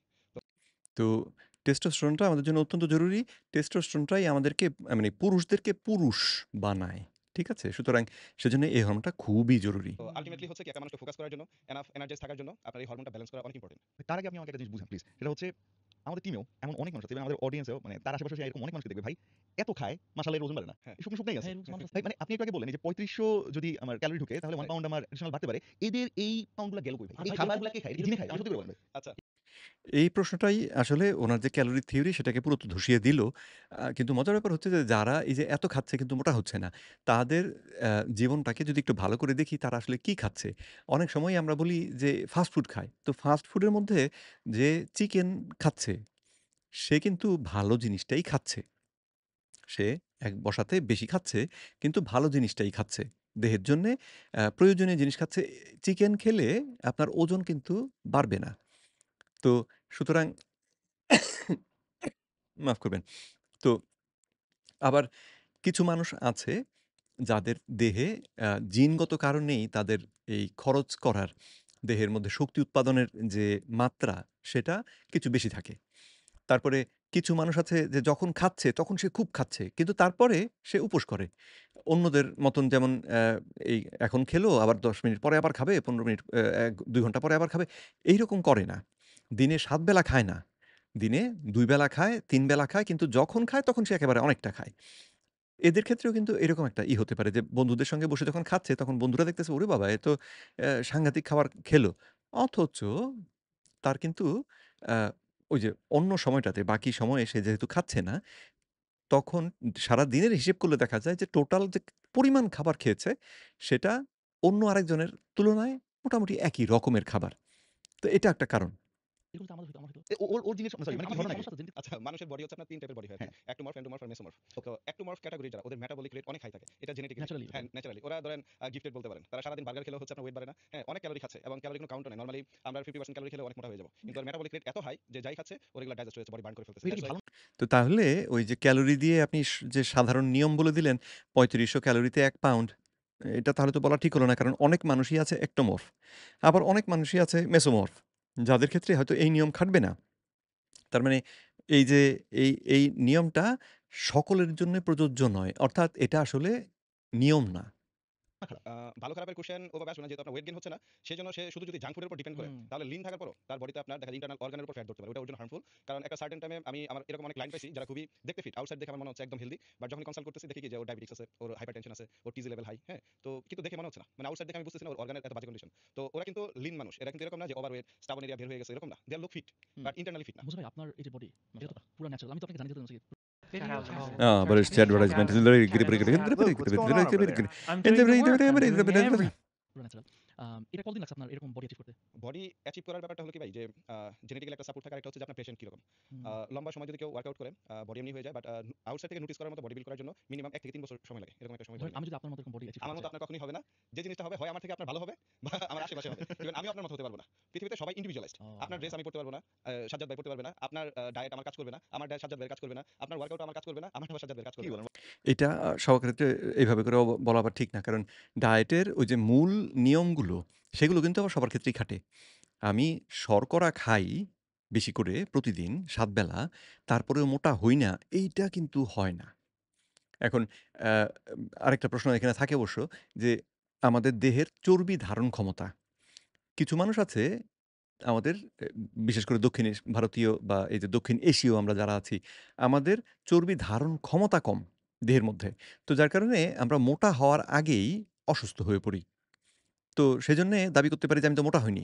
কিন্তু মোটা একজনের যে মানুষটা মোটা হওয়ার আ যার দেহে চর্বি ধারণ ক্ষমতা বেশি, সে মোটা হওয়ার পরে যে অসুখটা হয়, আমি দৈহিকভাবে মোটা আমাকে দেখা না গেলেও আমার সেই অসুখ হয়। কারণ হচ্ছে আমার যদিও মানে আমার যতটা চর্বি ধারণ ক্ষমতা ছিল, সেটা থেকে বেশি চর্বি আমার দেহে জমে গিয়েছে। তো আ এইরকম ২ টা গ্রুপ আছে। মানুষের মধ্যে এরকম জেনেটিক্যালি ২ টা ভাগ আছে। একটা ভাগ তাদের চর্বির কোষের সংখ্যা বাঁধা। চর্বি কোষটা বড় হতে পারে, ছোট হতে পারে। কিন্তু ১০০ টা কোষ ১০০ টাই। তো ১০০ টা যখন বড় হয়ে ওঠে, তখন আমাদের ওজন একটু বাড়ে। কিন্তু আবার কিছু মানুষ আছে যারা জেনেটিক্যালি এরকম গিফটেড যে যখন তাদের দেহে চর্বি জমতে শুরু করবে, ১০০ টা ছিল, এখন চর্বি আরো বেশি জমা করতে হবে। ১০১, ১০২, ১০৩, ১১০ এরকম করে চর্বির কোষের সংখ্যা বেড়ে যায়। তো তাতে হয় কি প্রতিটা কোষ খুব বেশি বড় হয় না। ছোট, ছোটই থাকে কিন্তু তারা আ সব মিলে মোটা হয়ে যায়। কিন্তু প্রতিটা ইন্ডিভিজুয়াল মানে একেকটা কোষ আসলে আ কোনো চাপের মধ্যে পড়ে না। আর ওইদিকে যাদের আমাদের ওই ১০০ টা কোষ বাঁধা, তাদের ওই ১০০ টা যখন একটু মোটা হয়ে যায়, তাদের সর্বোচ্চ ধারণ ক্ষমতা নিয়ে নেয়, তখন দেখতে আমাদেরকে মোটা লাগছে না। কিন্তু আমাদের ধারণ ক্ষমতা শেষ। এরপরে চর্বি খেলেই চর্বি খেলেই বললাম, ভুল বললাম। এরপরে চর্বি হলেই আমাদের দেহে এরপরে যদি চর্বি তৈরি হওয়ার দরকার পড়ে, চর্বি জমা করার দরকার পড়ে, তাহলেই আমাদের দেহ তখন বলে জায়গা নাই। সমস্যা বেঁধে যায়। ওয়ার্কআউট তে একটা রিয়েলি কিন্তু আপনারা তো আমাদেরকে গণহারে ওয়ার্কআউট একটা দিয়ে টা দেয়। দিয়ে দিতেছেন ভাই। না। গণহারে দিয়ে দিলে হবে কি? ধরেন ওয়ার্কআউটের ক্ষেত্রে যে জিনিসগুলো আসে সেটা হচ্ছে যে আপনার বয়স ফার্স্টে ফোকাস করা লাগবে, আপনার ইনজুরি আছে কিনা, আপনার মেডিকেল কন্ডিশন কিরকম, আপনার কি ওয়ার্কআউট আপনাকে দেওয়া যাবে এবং ওই পার্টিকুলার ওয়ার্কআউট আপনার ইনটেন্স কিরকম হবে। ওয়ার্কআউট একই হতে পারে। কিন্তু ধরেন ওই ওয়ার্কআউটটা যখন আপনি করতে যাবেন, আমি হয়তো এটা ২০ কেজি দিয়ে করতেছি বা এটা হয়তো ৫ কেজি দিয়ে করবে। আপনি হয়তো হুম, এটা হুম, হুম, ফ্রি হ্যান্ডে সেম ইনটেন্স আপনার চলে আসবে। হুম। তো ওয়ার্কআউটের নেম সেম হতে পারে। বাট যখন আমরা করব ওইটা হচ্ছে ইনটেন্স, ওটার রেঞ্জ অফ মোশন বলে, তারপর হচ্ছে আপনার সেট, রেপিটেশন এগুলো চেঞ্জেস হয়ে যাবে। এটা ম্যান টু ম্যান আপনার চেঞ্জ হবে। এটার সিম্পল এক্সাম্পল হলো আমি আপনাকে বলি যেমন টি-শার্ট আপনিও পড়তেছেন, আমিও পড়তেছি, ভাইও পড়তেছে। একেকজনের সাইজ একেক রকম। আবার একই ফেব্রিকের তৈরি। হ্যাঁ, তাহলে ফেব্রিক এক, বাট হচ্ছে সাইজ ডিফারেন্ট। ইয়েস। তাহলে ওয়ার্কআউটের নাম এক, বাট হচ্ছে যে আপনার ডিফারেন্ট ইনটেন্স আমরা করব। ওকে। ডায়েটের ক্ষেত্রেও সেম। আপনার হুম, সেম ডায়েট, ধরেন চিকেন খাচ্ছেন আপনি একরকম, আপনি একরকম, আমি একরকম। হুম। ইনগ্রেডিয়েন্টস কি চিকেন, বাট রেশিও চেঞ্জ হয়ে যাবে। ভাই বিগিনার্স দের জন্য সবচেয়ে বেস্ট ওয়ার্কআউটস গুলো কি? একদম বেস্ট ওয়ার্কআউট বলতে আপনার কোনো কিছু নেই, কারণ আমাদের বডির একটা সার্ভাইভাল মুড আছে। যখন আপনি ওকে। বডিকে একটা ওয়ার্কআউট দিবেন, সে এটাকে হয়তো 4 উইকস রেজাল্ট দিবে। তারপরে মেক্সিমাম 8 টু 12 উইকস রেজাল্ট দিবে।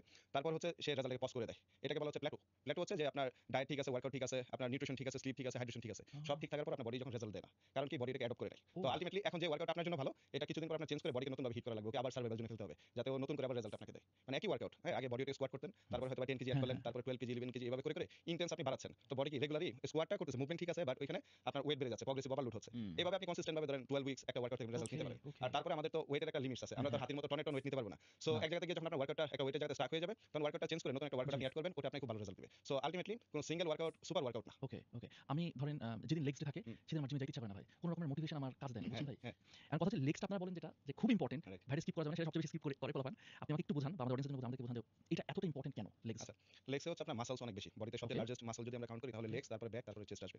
তো মাসল বেশি হওয়ার কারণে লেগস ওয়ার্কআউটগুলোতে প্রচুর পরিমাণে আপনার হরমোন সিক্রেশন হয়। তো ওকে, টেস্টোস্টেরন খুব পিক হয়, আমাদের গ্রোথ হরমোন অনেক বেশি রেইজ হয় ওকে। এবং ওয়ার্কআউট শেষে একটা হরমোন আছে, এটাকে এন্ডোরফিন বলে, যেটা ওয়ার্ক লাইক ডোপামিন। এটা আপনাকে আচ্ছা। অনেক ফিল মানে গুড ফিলিংস দেয়। কাজটা কি এন্ডোরফিনের ভাই? এটা ফিল গুড হরমোন, ডোপামিনের মধ্যে কাজ করে। মানে ওকে। আপনাকে পজিটিভ একটা মাইন্ডসেট দেয়, মুড অনেক ভালো রাখে, কাম রাখে। স্ট্রেস অনেক কমায় দেয়? হ্যাঁ, স্ট্রেস কমে যাবে, কর্টিসল লেভেল অনেক কমে আসে। আচ্ছা, তো আচ্ছা। তো ডোপামিন অবশ্যই কাজটা করে না। ডোপামিন হচ্ছে ড্রাইভের হরমোন।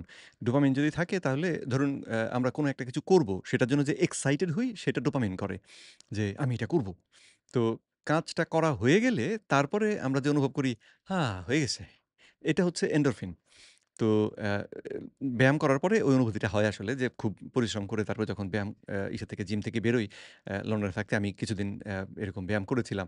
তো তখন দেখি যে বেরোইলে সারা গায়ে ব্যথা করছে। কারণ মাসল তো ওজন নিয়ে ব্যায়াম করেছি তাতে সারা গায়ে ব্যথা।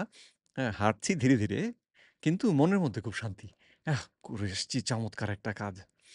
তো অ্যা আর ডোপামিন যেটা করে সেটা হচ্ছে যে, এ যে আমি এইভাবে ধরে থাকলে ৬ মাসের মধ্যে আমার চেহারাটা চেঞ্জ হয়ে যাবে। এই যে ৬ মাস পরে আমার চেহারাটা চেঞ্জ হয়ে যাবে, এই ঘটনাটাকে সামনে রেখে আমি যে এই লক্ষ্যে এগোনোর জন্যে যাচ্ছি, ডোপামিন করে কি আমাকে এই টার্গেটের দিকে ঠেলে দেয়। যে ৬ মাস গেলে তোমাকে এরকম দেখাবে। যাও এখানে যাও। তো ওই ৬ মাস পরে যখন আমার দেহটা সেরকম হয়ে যায় বা আমি ওই আমার লক্ষ্যে পৌঁছে যাই, তখন ডোপামিন আসলে খুব বড় ভূমিকা রাখে না। তখন আবার ওই এন্ডোরফিন এসে আমাকে সহায়তা করে যে হ্যাঁ। তবে এন্ডোরফিন আবার খুব বেশিক্ষণ লাস্ট করে না। তো সেজন্যে অনেকেই দেখবেন যে যদি আমি এই পাস করি তাহলে আমার তো সাংঘাতিক ব্যাপার হবে। সেজন্য খুব পড়াশোনা করছে। পরীক্ষা দিল। এরপরে পাসের রেজাল্ট এলো, জানলো পাস করেছে। তখন ১ম এ খানিকক্ষণ মনে হয় এই হয়েছি। আধ ঘন্টা পরে মনে করে, পাস করলাম। আচ্ছা, তো আর তো কিছু অনুভব করছি না। আমি ভেবেছিলাম পাস করলে কত ভালো লাগবে। কিন্তু অত ভালো তো লাগছে না। কারণ আমরা আসলে এই ডোপামিনের আমাদের মধ্যে যে ড্রাইভটা তৈরি করে নতুন একটা কিছু নতুন লক্ষ্যে যাবার যে আ যে অ্যাম উচ্ছ্বাস, সেটাকে খুব এনজয় করি আমরা। আমরা সেটাকে খুব পছন্দ করি। তো সেজন্যে ঐরকম পাস করে ফেললে তখন আমাদের পাস তো করে ফেললাম। আচ্ছা, তাহলে এরপরে কোন পাস করা যায় সেটা করি। আমরা তখন ওইভাবে গোল সেট করি। যেটা ডোপামিন করছে। তো লেগস ওয়ার্কআউটটা আপনি যদি একদিনে অনেক হাই ভলিউম করেন, লেগসের অনেকগুলো ওয়ার্কআউট করেন তাহলে অনেক কিছু সর হয়ে যায়। হাঁটতে ইভেন কি যে জুতা পরতে গেলে অনেক প্রবলেম ওরে হয়। আল্লাহ তো ভাই! এই জিনিসটা আপনি খুব ইজিলি স্পিড করে যদি ওয়ার্কআউট করেন এটা মেইনটেইন করতে স্পি পারবেন। স্পিড বলতে আমি আপনাকে বুঝাচ্ছি। ধরেন আমাদের লেগসের যদি ৩ টা পার্ট আমরা কাউন্ট করি, quads, hmm, hamstring and glutes. Correct. জি, জি, জি। আপনি যেটা করবেন সেটা হচ্ছে যে আমরা কি চেস্ট ডেতে শুধু চেস্ট করি জি, বা জি, অনেক পুশ পুল জি। লেগস করি। যত পুশ জি, ওয়ার্কআউট জি, জি, একদিন, জি। পুল ওয়ার্কআউট একদিন হ্যাঁ, আরেকদিন লেগস। জি। এই ক্ষেত্রে আপনি লেগসের পোরশনটাকে ভাগ করে দিতে পারেন। যেদিন পুল ওয়ার্কআউট করবেন মানে ব্যাগের সাথে আপনি হ্যামস্ট্রিংটা রাখতে পারেন। আবার হচ্ছে চেস্টের সাথে গ্লুটস রাখতে পারেন। আর লেগসের শুধু কোয়াডসটা তখন বাকি থাকে। কোয়াড মাসলটা যেদিন ট্রেনিং করবেন ওদিন শোল্ডার করতে পারেন। তাহলে কি একদিন আপনার লেগসের উপর দিয়ে অনেক হাই ভলিউম যাবে না। হ্যাঁ? আপনার লেগস ট্রেনিংটা আপনার মনেই হবে না যে আপনি লেগস করতেছেন। কারণ কি খুব বেশি ওয়ার্কআউট নাই ওইদিন। রাইট? I ভাগ করে see, I দিলেই see, I total see. Volume আপনার সেম। সব ওয়ার্কআউটই আপনার হয়ে যাচ্ছে। কিন্তু দিন ভাগ করে একটার ভিতরে আরেকটা অল্প, অল্প, অল্প, অল্প ঢুকিয়ে আপনি করে ফেলবেন আরকি। ও! এটা ইজি ওয়ে। ভাই এই যে এই পুরো জিনিসটা যে এরকম সায়েন্টিফিক্যালি বলতেছেন, এখন কেউ মনে করেন কোন একটা স্টুডেন্ট বাসায় করতে হ্যাঁ, চায়, হ্যাঁ? হুম, হ্যাঁ, বা অনেক আপুরাও আছেন, তারা চাচ্ছে বাসার মধ্যে আমি হচ্ছে ফিট থাকার জন্য হুম, আমি এক্সারসাইজ করব। রাইট। তাহলে হুম। তার সামনে তো এত সায়েন্স বা এরকম মেন্টর নাই। তার হ্যাঁ। জন্য কি পরামর্শ? হোম ওয়ার্কআউট গুলো খুবই ইজি। এখন হোম ওয়ার্কআউট স্টার্ট করার ক্ষেত্রে YouTube তে অনেক কনটেন্ট আপনার পাওয়া যায়। আর এখন ইনফরমেশন অনেক ইজি। Google সার্চ করলে পাওয়া যায়, YouTube এ কনটেন্ট পাওয়া যায়। অনেক ক্রিয়েটর আছে যারা ভালো, ভালো কনটেন্ট বানাচ্ছে। ChatGPT তে পাওয়া যাচ্ছে। মানে সোর্স অনেক। এখন বেটার হচ্ছে কারো গাইডেন্স থেকে স্টার্ট করা। এতে হয় কি আমি যে জিনিসটা একটু আগে বললাম যে প্রতিটা মানুষ ইন্ডিভিজুয়ালাইজড। একই কাপড়ে ফেব্রিক করব কিন্তু সাইজ আমাদের একেকজনের রিকোয়ারমেন্টস ডিফারেন্ট হয়ে যাবে। সেটা ডায়েটের ক্ষেত্রেও হবে, জি। সেটা ওয়ার্কআউটের ক্ষেত্রেও হবে, সাপ্লিমেন্টেশন এর ক্ষেত্রেও হবে, সব দিক থেকে। বাট কেউ যদি নরমালি কোনো মেডিকেল কন্ডিশন না থাকে, একদমই ফিট বাট ওয়ার্কআউট স্টার্ট করতে চায়, তাহলে হোম ওয়ার্কআউট বেসিক যেগুলি একটু আপনার থাকে, পরামর্শ দেন না ভাই। হ্যাঁ, সেটার জন্য হচ্ছে আপনার চেস্টের জন্য আপনার মেইনলি পুশ আপ করতে পারে বাসায়। কারো যদি পুশ আপ করা অনেক ডিফিকাল্ট হয়, খাটের উপর আপনি ইনক্লাইন পুশ আপ করতে পারে। ঠিক হুম, আছে? বা ওয়ালের ওয়াল পুশ আপ করতে পারে। হুম। তারপরে হচ্ছে আপনার লেগসের জন্য স্কোয়াট করতে পারে। হ্যাঁ, হুম। স্কোয়াট খুবই ইফেক্টিভ বডি ওয়েটের স্কোয়াট। আর বডি ওয়েটে যদি ভাই কমফোর্ট স্কোয়াট হয়ে মানে যায়, হচ্ছে উঠবস করা। হ্যাঁ, উঠবস করা। আর ব্যাকের জন্য আপনার পুল আপস করতে পারে। পুল আপস করতে পারে। ইভেন বাসায় যদি আপনার 2 লিটার ওয়াটার বোতল থাকে, ওটাতে জি। অনেক মুভমেন্ট যেমন ডাম্বেল আমরা যেভাবে ইউজ করি, ওইভাবে ইউজ করে অনেক ওয়ার্কআউট করতে পারবে। আর এটা 2 লিটার ওয়াটার বোতল যে লাগবে এরকম না, হাফ লিটার হলে পসিবল, 1 টা 2 টা। হুম, হুম। আর স্টার্টিং এর ক্ষেত্রে অনেক কনসার্ন পয়েন্ট থাকে যেগুলা যে কোনো ইনজুরি আছে কিনা বা হচ্ছে হুম। আপনার মেডিকেল কন্ডিশনস কি আছে। দেখা যায় অনেকে স্পন্ডালাইসিস অথবা শোল্ডার ফ্রোজেন শোল্ডার থাকে। অনেক ইয়াং এজেও থাকে। এবং সে পুশ মুভমেন্টগুলো যদি করতে যায় সে ইনজুর হয়ে যাবে। Try this 8-minute AI study habit after work. Get ahead of your colleagues and boss. আমি যেটা কনসিডার করি আসলে এখানে মা বোন অনেকেই মানে তারা তো এই মুহূর্তে লাইভে বলতে পারতেছে না। তাদের হয়ে রাইট। আমি প্রশ্ন করার চেষ্টা করতেছি। প্লিজ আপনারা কমেন্ট করতে পারেন। সেটা হচ্ছে যে আমার মনে হয় আমাদের মা বোনেরা খুব পুষ্টিহীনতায় ভুগে, কারণ হুম। বাসায় সবাইকে খাওয়ানোর পর এরপরে তারা খাবে কিনা এরপরে ডিসিশন নেয়। যেই মুহূর্তে গিয়ে সে হয়তো খাওয়া-দাওয়া করবে ততক্ষণে তার শরীরটা ছেড়ে দিয়েছে, সে ভাবতেছে এখন আর খাবো না, পরে খাবো। So right. There is a very good মানে চান্স যে মহিলারা আসলে খাচ্ছেও কম, পরিশ্রমও করতেছে। আবার রাইট। এটা কি এমন যে ভাই তেলের কারণে বা সুগারের কারণে অন্য কোনো কারণে কি তাদের অনেকেই ওয়েট লুজ করতে পারতেছে না? আমরা সমাজে কি মানে নাকি এটা কোনো মহিলাদের লাইফস্টাইল প্র্যাকটিস মানে নাকি কোনো হরমোনের ইস্যু থাকবে? মানে আর কি হতে পারে ভাই? আমি এখানে আরেকটু এড করতে চাই যেটা আমি দেখেছি কি যে ধরেন আমার আম্মু থেকে শুরু করে মানে যারা ধরেন যে যারা এখন মুরব্বিরা মানে খালা ফুপি মানে এদের কয়েকটা কমন যেগুলো যে হাড্ডি খুব তাড়াতাড়ি ক্ষয় হইতেছে ব্যথা হইতেছে এটা আমার কমন না। আরেকটা জিনিস হচ্ছে কি আমার কাছে মোমেন্ট মানে মহিলাদের যে হেলথ এটা অনেক ইগনোরড হয় বা হয়তো বা জানার অভাব আমরা জানি না বুঝি না। অনেক সময় প্রেগন্যান্সিতে ইয়া হয় প্রপার নিউট্রিশন হয় না প্রেগন্যান্সির পরেও মানে দেখেছি কি অনেক মানে সাথে সাথে বলে যে কি মানে ওদের লাইফটা খুব কষ্ট করে চালা যায় কিন্তু একরকম মেনে নেয় রাইট। আরকি। ফিমেলদের তো উনি জবাব দেওয়ার আগে এই বিষয়টা সম্পর্কে আমি আমার যে ধারণাটা বা যতটুকু বুঝেছি সেটা একটু আপনাদেরকে বলি। মহিলারা আমাদের দেশে বিশেষ করে আমরা আমাদের মহিলারা চেষ্টা করেন ১ম এ ঘরের পুরুষদের খাওয়াতে, তারপরে বাচ্চাদের খাওয়াতে, তারপরে তাদের হিসেব। তো অনেক ক্ষেত্রেই দেখা যায় সবথেকে পুষ্টিকর খাবারগুলো উনারা ওই পুরুষদেরকে এবং বাচ্চাদেরকে খাইয়ে ফেলেন। তো তারপরে বাকি যেটা থাকে সেটা ঠিক আসলে পুষ্টিকর খাবার না। তো আম এই অনেকেই দেখা যায় শেষে ডাল একটু বেশি করে খেলেন। আ তরকারিতে মাংস ছিল, আলুও ছিল। মাংস একটু বেশি খাওয়া হয়ে গিয়েছে। এখন তো যথেষ্ট মাংস আর নেই। তো আলু দিয়েই খেয়ে শেষ করে রেখে দিই। ঝোলটা আর আলুটা দিয়ে খেয়ে শেষ করে ফেললাম। তো এইরকম করে দেখা যায় যে শেষ পর্যন্ত উনারা কার্বোহাইড্রেট জাতীয় খাবারগুলোকে বেশি খেয়ে ফেলেন। তো কার্বোহাইড্রেট জাতীয় এই খাবারগুলো পুষ্টির দিক থেকে বিবেচনা করলে পুষ্টিকর না। মানে মাংসের তুলনায় তো মোটেও পুষ্টিকর না। তো যদি এইরকম খাবারগুলোকে উনারা প্রতিদিন খান, তাহলে উনাদের দেহ তো আসলে পুষ্টিকর খাবার পাচ্ছে না। তো আ সেজন্যে যদি কেউ ঘরে মা-বোন যদি সুস্থ থাকতে চান, তাদের দেহটাকে সুস্থ রাখতে চান, তাহলে কিন্তু আপনাদেরকে পুষ্টিকর খাবার খাওয়ার দিকে গুরুত্ব দিতে হবে। তো শুধুমাত্র ওই পরিবারের সবাইকে খাইয়ে তারপরে আপনারা ওই শুধু ভাত আর এই আলু খাবেন, যদি সেটা করেন তাহলে কিন্তু চলবে না। আর আ আমাদের আমাদের দেশে আম বা পৃথিবীর অন্যান্য জায়গাতেও এরকম ব্যাপারটা খানিকটা যে মহিলারাই কিন্তু একটা ফ্যামিলিকে আ মেরুদণ্ডের মতন ধরে রাখেন। তো আপনারা যদি আপনাদের যত্ন না নেন, যত্ন নেওয়ার আর কেউ নেই। মানে পুরুষরা তো আমরা খেয়ে-দেয়ে উঠে বেরিয়ে পড়ি। তো আপনাদেরকে যে আবার যত্ন করে খাওয়াবো সেটা তো হয় না। বাচ্চারাও নিজেদের কাজে-কর্মে চলে যায়, খেলাধুলায় চলে যায়। আ তো সেটা হয় না। তো সে কারণে আপনাদেরকে কিন্তু নিজের যত্নের দিকটা গুরুত্ব দিয়ে দেখতে হবে এবং পুষ্টিকর খাবার খেতে হবে। পুষ্টিকর খাবার না খেলে আপনি ওজনও যেমন সমস্যায় ভুগবেন, কারণ আপনি খাচ্ছেন কার্বোহাইড্রেট যেটা আপনার ওজন বাড়াবেই। আর অন্যদিকে পুষ্টিকর খাবার খাচ্ছেন না। ফলে আপনার ক্ষুধা থাকছে। ক্ষুধা থাকলে আপনি কিছুক্ষণ পরপরই আবার খেতে ইচ্ছে করবে। তখন দেখা যাবে আবার সেই চানাচুর, বিস্কিট, চা, পুরি, সিঙ্গারা এই সমস্ত খেয়ে আপনি শরীরের ১২টা বাজিয়ে ফেলছেন। মানে নিজের অজ্ঞাতেই, নিজের অনিচ্ছাতেও বেশি অস্বাস্থ্যকর খাবার খেয়ে ফেলছেন। তো সেজন্যে এই জায়গাটাতে মা-বোনদের খুব গুরুত্ব দিয়ে নিজের পুষ্টির ব্যাপারটা দেখা দরকার।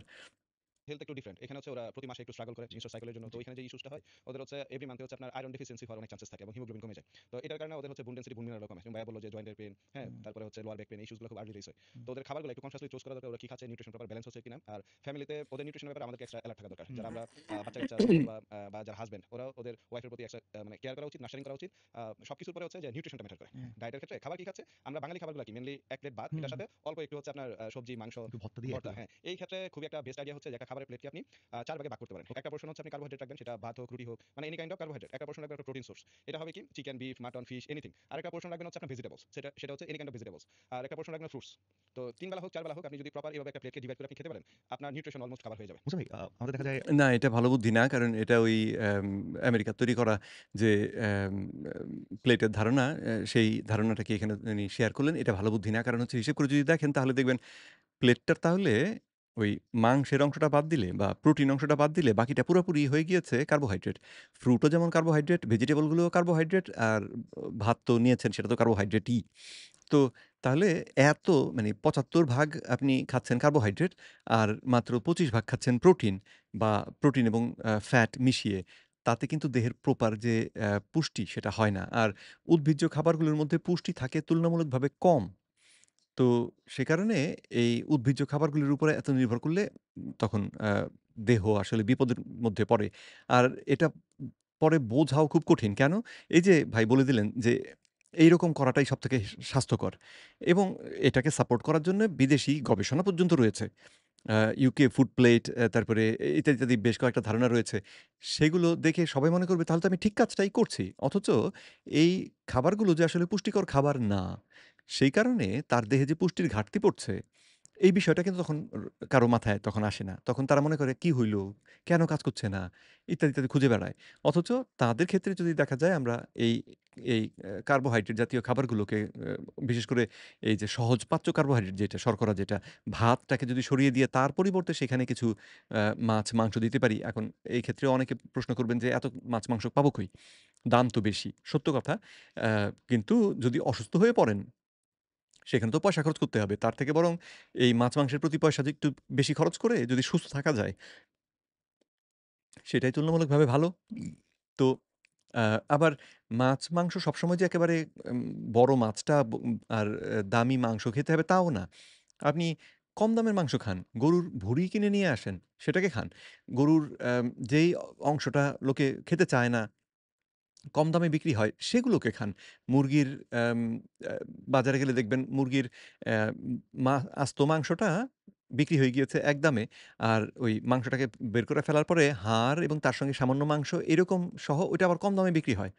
ঐরকম জিনিস নিয়ে আসুন। আপনি মাছ কেনার ক্ষেত্রে ছোট মাছগুলো কিনে খান। কারণ প্রোটিন হলেই হলো, তাই না?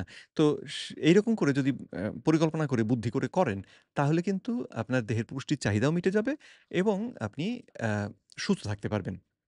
বোনেরা, মা, খালা এদের মধ্যে খুব কমন একটা প্রবলেম, সেটা হচ্ছে লোয়ার বেলি ফ্যাট বেড়ে যাচ্ছে। কিন্তু সিজার হওয়ার কারণে সে চাইলেও সেভাবে হয়তোবা ব্যায়ামটা করতে পারছে না। নানান রকমের প্রবলেম হচ্ছে। আপনি একটু আমাকে বলেন যে তাহলে উনারা কি এই কষ্টের লাইফটা নিয়ে আগাবে? উনারা কি একটা বেটার লাইফ পাবে না? কি করা উচিত? আচ্ছা, তাদের যেটা করা উচিত সেটা হচ্ছে খাবার থেকে শর্করা বাদ দেওয়া উচিত।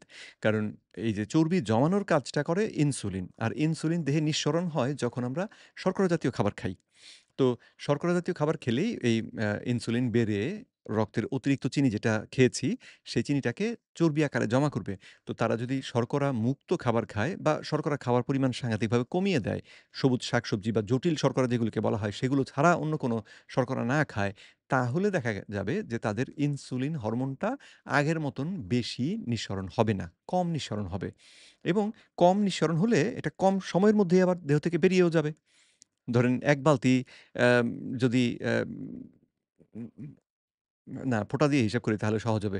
দেহের মধ্যে ১০ ফোঁটা ইনসুলিন যদি বেরিয়ে আসে, তাহলে সেই ১০ ফোঁটা ধীরে, ধীরে শরীর থেকে বেরিয়ে যেতে যে সময় লাগবে, যদি ২ ফোঁটায় অ্যা বেরিয়ে আসে, তাহলে ২ ফোঁটা কিন্তু চলে যেতে সময় কম লাগবে।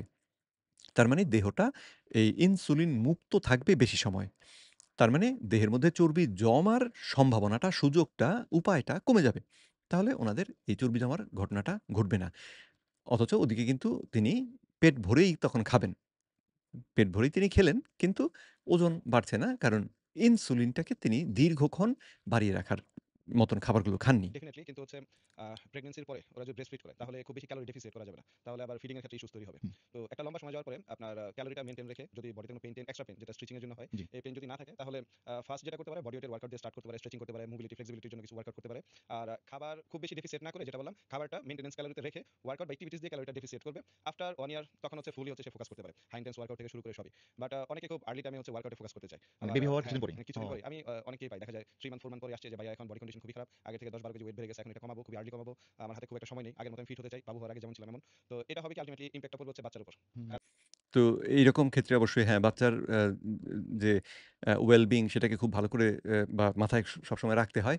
তো সেই বিবেচনায় তিনি কিন্তু তারপরেও শর্করা যদি বাদ দিয়ে খান, ও ভাই তো বললেন ক্যালোরির কথা। তো শর্করা বাদ দিয়ে আপনি চর্বিওয়ালা মাংস খান বা অ্যা খাবারের সঙ্গে আপনি নারকেল তেল মিশিয়ে খান অথবা এই অ্যাম আ আরেকটা কি আছে ঘি, মাখন এগুলোকে একটু বাড়িয়ে খান। তারপরে গরুর চর্বি কম দাম। তো আপনি গরুর চর্বিটাকে কম দামে কিনে নিয়ে আসেন, ভুঁড়ি রান্না করেন বেশি করে তেল দিয়ে, এই গরুর চর্বি দিয়ে। তারপরে সেটা খান। তো তাহলে হবে কি আপনার দেহে যে ক্যালোরির হিসেব তিনি যেভাবে বলছেন, সেই দৃষ্টিকোণ থেকে ক্যালোরি আপনি যথেষ্ট পাচ্ছেন। এবং আপনার দেহে এই প্রোটিন ঠিক মতন ঢুকছে যেটার মাধ্যমে আপনার দেহটা হবে। তো মহিলাদের যারা ব্রেস্ট ফিডিং করেন তারা সাধারণত যদি তারা অল্প পরিমাণে ওই সবুজ শাকসবজি জাতীয় শর্করাও খান, তাহলেও কিন্তু কোনো ক্ষতি হয় না। আর তার মিল্ক প্রোডাকশন এর জন্য দুধ তৈরি হওয়ার জন্যে কিন্তু প্রচুর মানে দুধের মধ্যে তো ল্যাকটোজ থাকে, সেটা তো এক ধরনের শর্করাই। তো দেহ যদি এইটার জন্য যে কাঁচামাল সেটা যদি সহজে পায় তাহলে দেহ আরো সহজে এটাকে ব্যবহার করতে পারে। তো সেই সমস্ত দিক বিবেচনা করে অ্যাম আ তাদের ক্ষেত্রে একেবারে মানে কিটোজেনিক ডায়েট যে করতে হবে তা না। কিন্তু যদি আপনারা মানে কিন্তু আপনাদেরকে প্রোটিন এবং ফ্যাট এই ২ টাকে গুরুত্ব দিয়ে দেখতে হবে। কারণ এই ২ টা গুরুত্ব দিয়ে করলে আপনার যে বাচ্চার জন্য যে দুধ তৈরি হচ্ছে সেটার কোয়ালিটি ভালো হবে, বাচ্চার অনেক উপকার হবে। আপনার তো হবেই, বাচ্চার উপকার হবে। কারণ হচ্ছে যখন খুব বেশি ক্যালোরি ডেফিসিট ডায়েটে চলে আসবে, ফিডিং করতে গেলে হয়তো মিল্ক পাবে না এনাফ। ঠিক হুম, আছে? আবার উনার শরীরে হয়তো নিউট্রিশনের একটা ডেফিসিয়েন্সি ক্রিয়েট হবে। আবার এটা বাবুর শরীরের উপর ইফেক্ট। ইয়েস। সো এই সময় খাবার খেতে হবে প্রচুর। খাবার খাবে এবং উনার জন্য যে ওয়ার্কআউট গুলা কমফোর্টেবল ওই ওয়ার্কআউট গুলাই করবে। যেগুলা অনলাইনে সাজেস্ট করে বা বিভিন্ন কনটেন্টে পাওয়া যায়। এগুলা করতে গিয়ে যদি সে লোয়ার ব্যাক পেইন বা অন্যান্য কোনো ইস্যুস ফিল করে, হ্যাঁ? ওগুলা স্কিপ করবে। যেটা বললাম যে একই ওয়ার্কআউট সবার জন্য এটা বেটার না। একই খাবার সবার জন্য এটা পারফেক্ট না। হুম। কার বডি কোনটা প্রপার ডাইজেস্ট করতে পারে, কার বডি কোনটা টলারেট করতে পারে, ওটা ওর জন্য। ওটা চুজ করবে যে কি ওয়ার্কআউট তার জন্য বেস্ট হচ্ছে ওগুলো সে করবে। আফটার 1 ইয়ার সে ওয়ার্কআউটে খুব ফোকাস করে ওয়ার্কআউট হাই ইন্টেন্স ওয়ার্কআউট করতে পারে। ভাই আসলেই পারে। হেলথ যে আমাদের আল্লাহর কাছ থেকে কত বড় একটা নিয়ামত নিয়ামত। যে अगर आप लोग कॉलेज हाँ, स्टार्ट बार करने वाले हैं और आप लोग अपने करियर को लेकर कंफ्यूज्ड हैं, तो मेरी आप लोगों 4 के মিনিট लिए एक 4 ही সেকেন্ড एडवाइस যায় না है। কেন? আসলেই মানে আমার কাছে টাকা পয়সা থাকতে পারে, আমার হয়তো বা ফ্যামিলি মেম্বারস অনেক আছে, কিন্তু ইদার আমি হেলদি না অথবা আমার ফ্যামিলি মেম্বারের কেউ একজন হেলদি না, তাহলে ইট ডাজন্ট মেক সেন্স। আমার কোনো কিছু না। এখানে আমি যেটা বলব মানুষ সবাই কি করে যেমন বাংলাদেশের পার্সপেক্টিভ যদি আমরা দেখি হেলথ কে অ্যাবিউজ করে কতক্ষণ স্টুডেন্টরা হইলো? হচ্ছে অনেকক্ষণ স্টাডির হয়ে উপর গেছে। ফোকাস করে যখন জবে যাচ্ছে ক্যারিয়ারে ফোকাস করতেছে বিজনেস হলো সেম যে আপনার টাকার প্রতি আপনার ফোকাস করতেছে আলটিমেটলি সবকিছু করতেছে হেলথ অ্যাবিউজ করে ওটা ওর পিক টাইম ছিল বডিতে হরমোন লেভেল অনেক পিক ছিল ওকে বডি অ্যাফোর্ড করছে হুম। সারা রাত জেগে কাজ করছে হ্যাঁ অ্যাবিউজ করে যখন তার ফিনান্সিয়াল একটু স্টেবিলিটি আসছে 35 ইন 40 তখন হয়ে গেল কি লাইফ কমপ্লিকেটেড হয়ে গেল ডক্টর কাছে যাওয়া লাগতেছে হ্যাঁ ব্লাড প্রেশার হয়ে গেছে ডায়াবেটিস হয়ে গেছে আর ডিজিজ তো চেইন কানেক্টেড একটা হলে আরেকটা অটো হয়ে যায় ধরেন টিজি হলো দেখবেন ফ্যাটি লিভার ব্রেড অন হয়ে গেছে হ্যাঁ আবার সাথে সাথে বডি স্ট্রাকচারও চেঞ্জ হয়ে যাচ্ছে আবার হরমোনাল ইমব্যালেন্স শুরু হয়েছে তো অনেকগুলো ডিজিজ একসাথে ধরে ফেলে তখন ফিনান্সটা আলটিমেটলি হয় কি যে মেডিকেলের উপর স্পেন্ড করতেছে ডক্টরের উপর মেডিসিনের উপর আপনার টেস্টের উপর মানে যে বয়সে টাকা আর্ন করে আপনার টুরিস্ট ভিসায় হয়তো বা ঘুরতে যাওয়ার কথা ওই সময় আপনি মেডিকেল ভিসার জন্য সার্চ করতেছেন রাইট ভাই একটা বিষয় আমি জানতে চাই হচ্ছে স্ট্রেস কিভাবে আমাদেরকে ইফেক্ট ফেলে যেমন স্ট্রেস এন্ড সাথে কর্টিসল লেভেল ইম্পর্টেন্ট আমি এটা খেয়াল করছি জুলাইতে আমি খুব অ্যাক্টিভ ছিলাম আমি পুরো টার্গেট আমার সাথে একটা অ্যাকাউন্টেবিলিটি পার্টনার আছে যিনি এটা খুব ইম্পর্টেন্ট নাফি আপনি চিনেন নাফিকে হ্যাঁ হ্যাঁ তো ও হইতেছে আমরা প্রতিদিন মানে এটা খুব হেল্প করে ভাই একটা অ্যাকাউন্টেবিলিটি পার্টনার রাইট আমরা কম্পিটিশন করলাম যে আমরা হচ্ছে কে কত বেশি সেভস করতে পারে ও মাই গড ভাই এটা যখন করতে গেছি প্রথম তো খুব মজা পরে মনে করেন যে জিত উঠছে, এখন ও একদিন দেখছে যে ও 22,000 স্টেপস করছে। এখন আমারে করতে হবে। ও অন্যদিন 22,000 স্টেপস করেনি ভাই। এই একদিন ওই এভারেজ আউট করার জন্য, মানে বুঝছেন? উইকলি এভারেজ করার জন্য সে 22,000 স্টেপস করছে। এটা দেখে আমার জিত উঠছে। আমার লাগে আমার এখন করতে হবে। 18,000 19,000 স্টেপস আমি করতে গেছি। আমার না প্যারা খাইতেছিলাম আমি অনেক বেশি। আমি দেখতেছি আমার না এই যে এরকম করতেছি, আমার না ওজন কমতেছে না। রাইট। আর আমার না বডি না কেমন জানি করতেছে, মানে ব্যথা লাগতেছে, পিঠ ব্যথা করতেছে, এটা ব্যথা করতেছে, ওটা ব্যথা করতেছে এবং আমি টেনশন করতেছি যে আমার কিছু একটা করতে হবে। I wasn't enjoying it। মানে কি রে আমার ওয়েট কমতেছে না কেন? তো এটা কি আমি কি was I doing something wrong বা কি হইতেছে? আমার কর্টিসল লেভেল বেড়ে গেছিল নাকি ভাই? কাহিনী বলেন তো ভাই। এখানে যে সিনারিওটা হতে পারে এটা হলো আপনার যে ফার্স্ট আপনার যেটা বললাম ওয়েট লসের জন্য আপনার ক্যালোরি ডেফিসিট খাবার হ্যাঁ, খেতে হ্যাঁ। হবে। এটা নাম্বার নাম্বার 1। 1। তো অনেক সময় যেটা হয় আমি যে জিনিসটা আগে একবার বললাম যে ক্যালোরি ডেফিসিটটা আসলে নাম্বার 1 না। একটু আগেই বলেছি যে বেশি ক্যালোরি খেয়েও ওজন বাড়ে না। আবার একই পরিমাণ ক্যালোরি খেয়ে ভিন্ন, ভিন্ন মাত্রায় ওজন বাড়ে। যাই হোক সেটা বড় কথা না। আ আ উনার মানে এই ক্ষেত্রে নাফিস ভাই যে কথাগুলো বলছেন, আপনার খুব সম্ভবত স্ট্রেস না। মানে স্ট্রেস ব্যাপারটা হচ্ছে যখন আপনি একটা জিনিস নিয়ে খুব দুশ্চিন্তার মধ্যে থাকেন। আর জিনিসটাকে নিয়ে দুশ্চিন্তা করবেন কি করবেন না এটা ঠিক আপনি যে ডিসাইড করেন তা না। যে এই জিনিসটা নিয়ে আমি দি ডিসা এ দুশ্চিন্তা করব। ব্যাপারটা এরকম না। এইখানে একটা প্রতিযোগিতার মানসিকতা তৈরি হয়েছিল। সেখানে কিছু আ মানে আ হরমোনাল কিছু চেঞ্জ অবশ্যই হয়েছে। কিন্তু কর্টিসল হরমোন সেজন্য বেরিয়ে এসছে ব্যাপারটা আমার মনে হয় না। বরং যদি এরকম হতো যে ২২,০০০ স্টেপ হাঁটতে না পারলে তখন আপনার ঘাড়ের মধ্যে এম কেউ চেপে ধরবে। এই ভাবনাটা যদি থাকে যে এটা করতে না পারলে তো সর্বনাশ। তখন কর্টিসল আসতে পারে। যে এক্ষুনি এটাকে শ্বাস করতে হবে, এটা শেষ না করলে তো এই সমস্যা। তো আ ব মানে ওজন কমানোর জন্য সবথেকে চাবিটা হচ্ছে ইনসুলিন, ক্যালোরি না। চাবিটা হচ্ছে ইনসুলিন। আপনি যদি ইনসুলিনটাকে কমিয়ে রাখতে পারেন, তাহলে ওজন কমার দিকে যাবে। কিন্তু ওজন কমার ব্যাপারটাও আবার আমাদের দেহে যেহেতু চর্বি জমা থাকে এবং চর্বি থেকে আমাদের দেহ প্রচুর শক্তি পায়।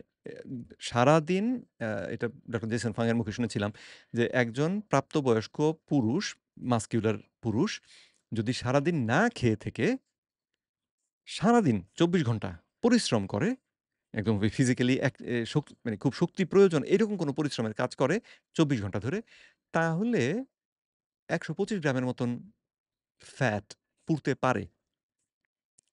১২৫ গ্রাম নাও হতে পারে। তো মাত্র ১২৫ গ্রাম চর্বি দিয়ে সারাটা দিন পেরিয়ে গেল। আপনার দেহ থেকে মাত্র ১২৫ গ্রাম চর্বি কমল। তো এইরকম পরিশ্রম করার পরে অথচ আমরা তো সেটা করি না। তাই না? সেরকম পরিশ্রমও করি না। আর খাবারে আবার আমরা তো না খেয়ে থেকে যে পরিশ্রম করি তাও না। আবার খাবার খাচ্ছি এবং শর্করা জাতীয় খাবার খেয়ে ফেলছি। বেশি খেয়ে ফেলছি অনেক সময়। ঘন, ঘন খেয়ে ফেলছি। তো এই সমস্ত কারণে দেখা যায় ওজনগুলো কমে না। তো আ ব্যায়াম করলে সেদিক থেকে কিছু উপকার হয়। কারণ ব্যায়াম করলেও কিন্তু আমাদের এই রক্ত থেকে চিনি পেশির মধ্যে এমনিতেই ঢুকে পড়ে। ইনসুলিনের সহায়তা ছাড়াই ব্যায়াম করার সময় চিনি পেশির ভিতরে ঢোকে। তো সেই কারণে রক্তে চিনির মাত্রা কমে যায়। চিনির মাত্রা কমে গেলে ইনসুলিনের দরকার থাকে না। তখন ইনসুলিনটা কমে আসে। তখন ওজন কমার ব্যাপারটা এইভাবে সাহায্য করে। ব্যায়াম কিন্তু এই প্রক্রিয়ায় আমাদের ওজন কমাতে সাহায্য করে। যে ইনসুলিনটা কমে গেল তখন জমবে কম। আর সঙ্গে ব্যায়াম করার সময় আমরা পুরা শক্তি পুড়িয়ে খরচ করে ফেলছি এবং সেখান থেকে সে কারণে খরচ হচ্ছে কিছু। ওজন কমার ক্ষেত্রে সেটাও ভূমিকা রাখছে। তো আ উনার ওজন কমানোর বা ওজনের বিষয়টাতে কর্টিসলের কারণে যে উনার ওজন কমেনি ব্যাপারটা ২২,০০০ স্টেপের জন্যে আমার ঠিক সেটা মনে হয় না।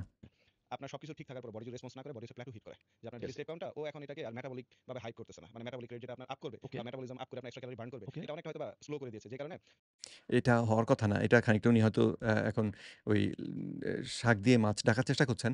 আ কারণ যদি আপনি ১০,০০০ স্টেপ হাঁটতেন, সেই জায়গায় হঠাৎ করে যদি আপনি ২২,০০০ স্টেপ হাঁটেন, তাহলে তো এটা একটা অনেক বড় এক্সট্রা চাপ। প্রতিটা এ ধাপ হাঁটার জন্যে, প্রতিটা কদমের জন্যে আপনাকে তো শক্তি খরচ করতে হয়েছে দেহের মধ্যে। তাই না? সুতরাং শক্তি তো নিশ্চিতভাবেই খরচ হয়েছে। তাহলে ওজন কমল না কেন? তো কারণটা হতে পারে যে উনি এমন খাবার খেয়েছেন যেই খাবারটা যতটা কমেছিল তার থেকে বেশি জমার ব্যবস্থা করে দিয়েছে। কমেনি। স্টেপ করতেছেন বাট আপনার ক্যালোরি বার্নটা কম হচ্ছে। এটা ও! একটা রিজন হতে পারে। আর সেকেন্ড জিনিস কি যেমন আমরা যখন ওয়ার্কআউট করি, ওয়ার্কআউট শেষ হওয়ার পরে নেক্সট ডে তে আমরা অনেক সোর ফিল করি। হুম। এটা ব্যথা হয়। হ্যাঁ, এটাকে বলা হয় ডুমস, ডিলে অনসেট মাসল সরনেস। তো এটা হয় কি কারণে যে আমরা ওয়ার্কআউট করে মাসল টিস্যুগুলোকে মাইক্রো টিয়ার্স করি, হ্যাঁ। ছিঁড়ে ফেলি। তো বডিকে যখন হচ্ছে আমরা বাইরে থেকে এক্সট্রা জি, টেনশন দিয়ে যখন ছিঁড়ে ফেলি ফাইবারগুলা, নেক্সট বডি এটা রিবিল্ড করে আরো স্ট্রঙ্গার করে। ও মানে আগে যেরকম ছিল এসে একটু স্ট্রং করে এটা রিবিল্ড জি, করে। জি, জি, জি। তো ওই থেকে আস্তে, আস্তে বিল্ড হতে, হতে আস্তে, আস্তে মাসলটা বিল্ড হয় ওখানে। তো অনেক ক্ষেত্রে যেটা হয় যদি আমরা ওভার ট্রেনিং করি, মানে যেকোনো ট্রেনিং এর ক্ষেত্রে, কার্ডিও হোক, স্টেপস এর ওয়েট ট্রেনিং ক্ষেত্রেও? হোক, এভরিথিং। আপনি যখন ওভার ট্রেনিং করবেন তখন বডিতে ইনফ্লামেশন বেড়ে যায়। কারণ ইনফ্লেমেশন বলতে? হ্যাঁ, মানে এই যে আপনি যদি কার্ডিও করতেছেন, হ্যাঁ, বা অতিরিক্ত স্টেপ কাউন্ট করতেছেন, আপনি তো শুধু পা ইউজ করতেছেন। তো হুম, লেগসের মাসলস গুলা নন স্টপ আপনার ইউজ হচ্ছে। হুম। এখানে তো ফাইবার গুলা টিয়ার্স হচ্ছে, মাসলস গুলা টিয়ার্স হচ্ছে। ওটাকে আজকে প্রপার হিল না করে আবার কালকে আবার নন স্টপ হচ্ছে আপনি সেম এক্সট্রা আরো বেশি পুশ করতেছেন। তো হুম। রিকভারিটা অনেক ইম্পর্টেন্ট। রিকভার করে যদি আপনি হিল করে জি, যদি জি, আপনি জি, হচ্ছে জি, কাউন্ট জি। করেন, তাহলে এটা আপনার পজিটিভলি রেজাল্ট দেবে। আর যদি দেখা যায় যে পরিমাণ আপনি ড্যামেজ করেছেন, বডিটা রিকভার করতে পারেন না, তার উপর আবার ট্রেনিং করতেছেন, আবার আপনি ও! কার্ডিও করছেন, তখন বডি ইনফ্লামেশন আরো বাড়িয়ে দিবে। কারণ হচ্ছে কি এই ব্যাখ্যাটা কিন্তু আসলে উনার ওই একদিন ২২,০০০ স্টেপ হাঁটা তার সঙ্গে যায় না। আগেরটা হিল হয়নি। আপনি তার উপরে আবার টিয়ার্স করতেছেন। মানে আমাদের ফিট থাকার জন্য মানে হাঁটাহাঁটি তো খুবই ভালো একটা জিনিস। কিন্তু হুম। এভারেজে কত হাঁটা আমাদের উচিত? অনেকবার ১০,০০০ স্টেপস করা হ্যাঁ, যায়। হেলদি হচ্ছে আপনার মানে ওভারঅল হেলথ এর জন্য 10,000 স্টেপ হচ্ছে ইটস খুবই ফাইন। ভালো। হ্যাঁ, ইটস ফাইন। আর শুধু যে একসাথে আপনাকে 10,000 স্টেপ হাঁটতে হবে হুম। এরকম না। ভাই এখন যিনি দেখতেছেন অডিয়েন্স তিনিও নাফিসের মতো প্রতিদিন ১০,০০০ স্টেপ হাঁটতে চায়। হুম। কিন্তু যদি এমন হয় তার নিতে ইনজুরি আছে বা লিগামেন্ট বা টেন্ডনের কোনো প্রবলেম আছে, তাহলে মানুষ তো পারতেছে না। তাহলে সে এখন কি করবে? আচ্ছা, তার হাঁটার উপরে ফোকাস হাঁটা কিন্তু সকলের জন্যে না। যদি ওজন আমাদের মতন হয়, পাতলা লোক হন তাহলে হাঁটেন। কিন্তু যাদের ওজন বেশি তারা কিন্তু হাঁটাহাঁটির চেষ্টা খুব বেশি করবেন না। আগে ওজনটা কমিয়ে তারপরে হাঁটেন। কারণ ওজন উপরে যদি বেশি হয়, আমার শরীরটা যদি বড় হয় তাহলে হাঁটুর উপরে, গোড়ালির উপরে এখানে তো চাপটা বেশি পড়ে। এটা তো আমরা বুঝতেই পারি। আর যাদের বডি এরকম বড়, মোটা আমরা যারা, তাদের আরেকটা বিপদ যেটা হয় সেটা হচ্ছে লিভারে সাধারণত চর্বি থাকে। আর যেই লিভারে চর্বি থাকে সেই লিভারে মেট্রিক্স মেটালোপ্রোটিনেজ নামে একটা এনজাইম তৈরি হয়। এই এনজাইমটা আমাদের প্রতিটা জয়েন্টে, হাড়ের যে মাথা, যে জায়গাটাতে একটা পিচ্ছিল কার্টিলেজ থাকার কথা, এই মেট্রিক্স মেটালোপ্রোটিনেজ করে কি এই কার্টিলেজের উপর থেকে পাতলা করে কেটে এটাকে কমিয়ে ফেলে। তো আপনি হাঁটতে যাচ্ছেন আর আপনার দেহে মেট্রিক্স মেটালোপ্রোটিনেজ বেশি তৈরি হচ্ছে, তাহলে এই কার্টিলেজ টিস্যু একে তো ক্ষয় হচ্ছে আর আপনার এই ওজনের কারণে চাপটা এর মধ্যে বেশি। তাতে কিন্তু ইনজুরি হওয়ার ভয় থাকে। তো সেজন্যে আ আগে ওই মানে যদি ওজন বেশি হয় তাহলে ১ম এ হাঁটা, ১ম এ ব্যায়ামের দিকে না গিয়ে খাদ্য পরিবর্তন করলে, ইনসুলিনটাকে কমিয়ে ফেলতে পারলে ওজন ১ম এ কমে। ওজনটা কমে গেলে এইবার ব্যায়াম করেন। কারণ ব্যায়াম করার অনেক উপকার। ব্যায়াম করার অনেক উপকার এবং সবার করা উচিত। কিন্তু যার ওজন বেশি সে করতে গেলে ক্ষতি হওয়ার ভয় থাকে। তো সেজন্য তাকে তখন ধৈর্য ধরতে হবে যে, "না, আমি এখন আপাতত ব্যায়াম করব না। আগে খাদ্য পরিবর্তন করে ওজনটা কমাই, এরপরে ব্যায়ামে যাব।" করা লাগবে এরকম কোনো কিছুই না। হুম। সে ওয়ার্কআউট করতে পারে। হোম ওয়ার্কআউট, স্ট্রেচিং মুভমেন্ট করতে পারে। আপাতত বডি ওয়েটটা একটু যখন কমে আসবে বা ইনজুরিটা যখন হিল হবে, তখন হচ্ছে আপনার হাঁটাহাঁটির উপরে ফোকাস করতে পারে। হাঁটাহাঁটি তো একদম ম্যান্ডেটরি ইস্যুস না যে করতেই হবে। আচ্ছা। কারণ এটা ইন্ডিভিজুয়ালাইজড। আপনার ইনজুরি না থাকলে আপনি যদি একদমই হেলথি গাই, তাহলে আপনি হাঁটেন। কোনো প্রবলেম নেই। বাট আপনার ইস্যুস আছে, তখন আপনার ফোর্সফুলি এটা করার তো দরকার নেই। হুম। মানে ভালো সবকিছুই ভালো না। আমি সহজ এক্সাম্পল যদি দেই যে দুধ সবচেয়ে হেলথিয়ার ফুড। জি, জি, জি। এখন আপনি ল্যাকটোজ ইনটলারেন্স। এখন আপনার জন্য তো ভাই দুধ ভালো হবে না। হ্যাঁ। দুধ সবথেকে ভালো ফুড এই কথাটাও ভুল কথা। মানে সাংঘাতিকভাবেই ভুল কথা। এককালে আমি ভাবতাম যে দুধের মধ্যে তো ক্যালসিয়াম প্রচুর রয়েছে। সুতরাং ক্যালসিয়াম পেলে তো আমাদের স্বাস্থ্যের জন্য এটা খুব ভালো। সেই অর্থে ভাবতাম দুধটা খুব ভালো। কিন্তু পরে প্রফেসর রবার্ট লাস্টিক ব্যাখ্যা করে দিলেন যে দুধের মধ্যে অ্যাম ফসফরাস এবং ক্যালসিয়াম এই ২ টা এমন একটা রেশিওতে আছে যেখান থেকে আমাদের দেহ এই ক্যালসিয়ামকে ব্যবহার করতে পারে না। তো সেজন্যে বাচ্চাদেরকে যদি কারো ক্যালসিয়াম ডেফিসিয়েন্সি থাকে, তাদের কিন্তু দুধ বন্ধ করে দেয়া হয়। ডক্টর রবার্ট লাস্টিক তো শিশু বিশেষজ্ঞ ছিলেন, পিডিয়াট্রিশিয়ান ছিলেন আরকি। পিডিয়াট্রিক নিউরো এন্ডোক্রিনোলজিস্ট ছিলেন। তো তিনি বললেন যে, অ্যা বাচ্চাদেরকে যখন আমরা দেখি তাদের ক্যালসিয়াম শর্ট, তখন তাদেরকে দুধ বরং নিষিদ্ধ করে দিই। কারণ দুধ খেলে তার দেহে যথেষ্ট পরিমাণ ক্যালসিয়াম ঢুকবে না। মা মনে করবে অনেক ক্যালসিয়াম খাইয়েছি কিন্তু শরীরে ঢুকবে না। তো তাহলে লস। তো সেই বিচারে দুধটা কিন্তু আদর্শ খাবার না। আর আদর্শ খাবার হয় কি করে? যে খাবার অনেকের পেটে সহ্যই হয় না। সেটা তো আদর্শ খাবার হতে পারে না, তাই না? কারণ যার ল্যাকটোজ ইনটলারেন্স যদি মানুষের থাকে, কার আছে কার নাই, তো সেই বিচারে যেই খাবার সকলে খেতেই পারে না সেটা আদর্শ খাবার কি করে হয়? কারণ সব ভালো জিনিসই যে আপনাকে নিতে হবে এটা না। আপনার বডি কোনটা অ্যাডপ্ট করতে পারতেছে, আপনার জন্য কোনটা ভালো এটাকে আপনি চুজ করতে হবে, দেন ওটা করতে হবে। হুম। বাট সবাই ভালো বলতেছে এজন্য আমাকে এটা করতে হবে, এটা করা যাবে না। এটা করতে গেলে হিতে বিপরীত হতে পারে। In this domestic Ah, cook but course, you will learn the assertion techniques for sketching industrial product design using ভাই অনেকে আছে যখন ওয়েট লুজ করতে চাই, তো যেহেতু যে ক্যালোরি ইন, ক্যালোরি আউট এর ব্যাপারে ক্যালোরি ডেফিসিয়েন্সি, রাইট। সো অনেকে আছে শুধু ডায়েট করে বলছে কি ভাই আমি ক্যালোরি ডেফিসিয়েন্সি প্রতিদিন 500 ক্যালোরি ডেফিসিয়েন্সি করলে আমার জিমে যাওয়ার দরকার কি? হ্যাঁ। যে ব্যক্তি ধরেন চিন্তা করলো যে আমি অনেকে খুব প্রাউড ফিল করে আমি শুধু ডায়েট করে ওজনটা কমাইছি। আমার প্রশ্নটা হইতেছে আপনি হয়তো ধরে ফেলছেন যে শুধুমাত্র ক্যালোরি ডেফিসিয়েন্সি করে আমি ওজন কমাবো আর আমি জিমে যাবো না। এটা হুম। কতটুকু ভালো খারাপ প্লিজ? এটা একটা ভুল স্ট্র্যাটেজি। আ এই যে ক্যালোরি কমিয়ে আমি যে ওজন কমানোর কৌশল, এটা আসলে খুব বিপজ্জনক একটা স্ট্র্যাটেজি। এটাতে হয় কি, আ আমাদের দেহটাকে ওই একটু আগে বললাম না, এটা একটা বালতি না।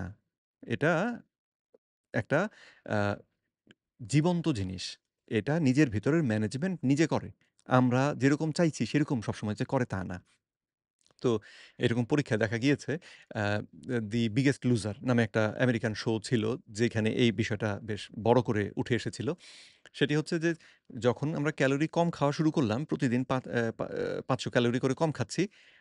১ম এ কিছুদিন ওজন আসলে কমে। মাস ৩ এক পর্যন্ত দেখা যায় ওজন কমে। কিন্তু তারপরে ওজন আর কমে না। অথচ আমি ৫০০ ক্যালোরি কম করে তো খাচ্ছি। তখন এই যে হিসেবটা আর মিলে না। যে ক্যালোরি কম খাচ্ছি কিন্তু ওজন কমছে না কেন? তো তখন দেখা যায় পরিবর্তনটা যেভাবে হয়, আমাদের দেহ করে কি তার খরচের মাত্রা কমিয়ে দেয়। দেহ এই তাপ উৎপাদনের জন্যে, তারপরে আপনার দেহের ভিতরের যে অর্গানগুলো সেগুলোকে পরিচালনার জন্যে যে শক্তির প্রয়োজন ছিল সেই ঘটনাগুলোকে, কাজগুলোকে কমিয়ে দেয়। আপনার হার্ট রেট কমে যাবে। তারপরে ইত্যাদি, ইত্যাদি দেহে তাপ তৈরি কমে যাবে। ফলে আপনি সবসময় শীত অনুভব করবেন। গরমের দিনেও আপনার ঠান্ডা লাগবে। তো এইরকম করে আপনার দেহ করবে কি তখন ক্যালোরি আ করবে, ধরে রাখার চেষ্টা করবে। আর যেহেতু সবসময়ই সে দেখছে আমার চাহিদা এত আর আমি পাচ্ছি এত, তখন দেহটা এমন একটা ইসে যায় যে এর থেকেই যেন যতটা সম্ভব জমিয়ে রাখা যায়। তো এতে গিয়ে দেখা গেল যে ক্যালোরি কম খাওয়ার পরেও লোকের ওজন বাড়তে শুরু করল। তার মানে যত ওজন বাড়ছে, ওজনও বাড়ছে।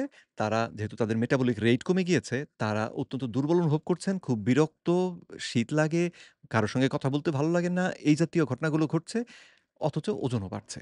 আবার এদিকে কমও খাচ্ছেন। ক্ষুধায়ও কষ্ট করছেন। আবার এই সমস্ত মিলিয়ে এটা একটা আ কি বলে যে একটা ভয়ংকর অবস্থায় গিয়ে পৌঁছে যায়। আর একবার এই যে মেটাবলিক রেটটা এরকমভাবে কমে গেলে পরবর্তীতে দেখা গিয়েছে যে ৭ বছর পরেও সেই মেটাবলিক রেট আগের জায়গায় ফিরে যায়নি। তারা এই এই যে কম ক্যালোরির খাদ্যাভ্যাস এটা বাদ দিয়েছেন। বাদ দিয়ে সুস্থ মানে তাদের যে চাহিদা মোতাবেক ক্যালোরি খাওয়া শুরু করেছেন। কিন্তু তারপরেও ৭ বছর পরে গিয়েও দেখা গিয়েছে যে তাদের মেটাবলিক রেটটা যেই জায়গা থেকে তারা শুরু করেছিলেন সেই জায়গায় ওঠেনি। তো এজন্যে এই যে কম ক্যালোরি খাওয়ার বুদ্ধিটা খুবই বিপজ্জনক বুদ্ধি। এটা অনুসরণ করা ঠিক না।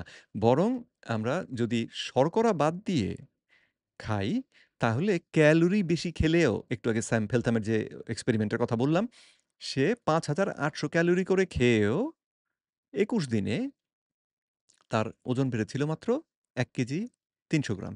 তো অনেকে অবশ্য এই পরিবর্তনটাকে বলেন যে এটা পরিবর্তনই না।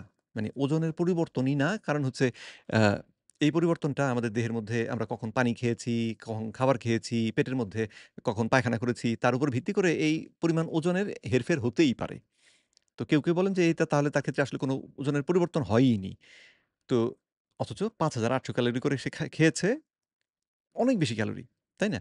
তো সুতরাং এই কম ক্যালোরি খাওয়ার বুদ্ধিটা অনুসরণ না করলেই সবথেকে ভালো কাজ করবেন। পেট ভরে এমন খাবার খাবেন যেটা খেলে ওজন বাড়বে না।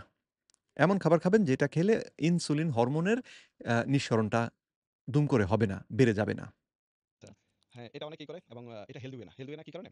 আ মানুষ মানেই হচ্ছে আমাদের ব্রেইন আছে কি কারণে? আমরা মুভমেন্ট করি। হুম? আর গাছও প্রাণী। ওদের ব্রেইন নাই কি কারণে? ওরা মুভমেন্ট করে না। এক জায়গাতে গ্রো হচ্ছে, এক জায়গাতে মারা যাচ্ছে। হুম। তো আপনি যদি মুভমেন্ট অফ করে দেন, আপনি যদি গাছের মতো এক্টিভিটিস করেন, এক সিটিং পজিশনে ৮ ঘন্টা ১০ ঘন্টা আপনি বসে থাকেন, তাহলে আপনার ব্রেইন কি কাজ করবে? আমাদের জয়েন্ট, লিগামেন্ট, টেন্ডন এগুলো মুভমেন্টের জন্য। রাইট? আপনি ওদেরকে সব এক জায়গায় বসিয়ে দিলেন। ঠিক আছে? তো মেইন যে জিনিসটা হবে, আপনি ক্যালোরি ডেফিসিট করে আপনি ওয়েট লুজ করতে পারবেন। কিন্তু সাথে আপনার অনেকগুলো কমপ্লিকেশনস আসবে। জি। তার প্রথম হচ্ছে আপনি ক্যালোরি ডেফিসিট করতেছেন। ক্যালোরি ডেফিসিট করে কিভাবে? ক্যালোরি থাকে কি? অনলি ৩ টা ইনগ্রেডিয়েন্টস প্রোটিন, কার্ব আর ফ্যাট। হুম, এটাতে। তো এই ৩ টা দিয়ে তো আমাদের বডি রান হয় না। সবচেয়ে বড় রোল প্লে করে কি? ভাইটামিনস, মিনারেলস, ওয়াটার, ফাইবার এগুলি। জি। এখন ক্যালোরি কম খাওয়ার সাথে, সাথে তো আমার ভাইটামিনস, মিনারেলস এর একটা গ্যাপ হয়ে যাচ্ছে। ওইটা আপনি ফুলফিল করবেন কিভাবে? তো লম্বা সময় যখন আপনার এই উইন্ডোটা চলতে থাকে, কারণ আপনি তো আর ৩ কেজি লুজ করবেন না যে আমি এক মাসে জাস্ট ৩ কিলো লুজ করব। আপনি হয়তো ১০, ১৫, ২০ কেজি। মাসের পর মাস আপনি ক্যালোরি ডেফিসিটে থাকতেছেন। তখন আপনার অর্গানগুলো সাফার করা শুরু করবে। আপনার ডায়েটটা স্ট্রেসফুল হয়ে যাবে। আপনার বডিতে কর্টিসল লেভেল অনেক বেড়ে যাবে। হরমোন ইমব্যালেন্স হয়ে যাবে। আমাদের বডির সবচেয়ে লার্জেস্ট অর্গান হচ্ছে আমাদের স্কিন। স্কিন ঝুলে যাবে। কারণ এনাফ নিউট্রিশন পাচ্ছে না। ও কিভাবে রিটাচ করবে? সাথে ধরেন যেমন আমাদের চুল ভালো রাখার জন্য বায়োটিন দরকার। আমাদের হরমোন এবং জয়েন্ট সাপোর্টের জন্য হচ্ছে আমাদের ভিটামিন ডি দরকার। হ্যাঁ? তারপরে ধরেন আমাদের হার্ট ভালো রাখার জন্য ইপিএফ, ব্রেনের জন্য ডিএচএ, কুলিন। হুম, হুম? একেকটা অর্গানের নিউট্রিশন একেকটা। হুম। তো আল্টিমেটলি আপনি যখন কম খাবেন, টোটাল বডি একটা সার্ভাইভাল জোনে পড়ে আপনাকে হচ্ছে হরমোনাল ইমব্যালেন্স করে দিবে। আর বিভিন্ন অর্গান থেকে বিভিন্ন ধরনের আপনার কমপ্লিকেশন স্টার্ট হবে। তাহলে সেক্ষেত্রে আমাকে ডায়েটও মেইনটেইন করতে হবে, আমাকে অ্যাক্টিভিটি ফিজিক্যাল হ্যাঁ, অ্যাক্টিভিটির মধ্যে ডায়েটের ক্ষেত্রে শুধু যে ক্যালোরি ডেফিসিট করে ওয়েট লুজ করা লাগে এরকম না। আপনার রিকোয়ার্ড যে ক্যালোরি, সেম ক্যালোরি খেয়েও আপনি ওয়েট লুজ করতে পারবেন। ক্যালোরি ডেফিসিট করবেন অ্যাক্টিভিটিস দিয়ে। হুম।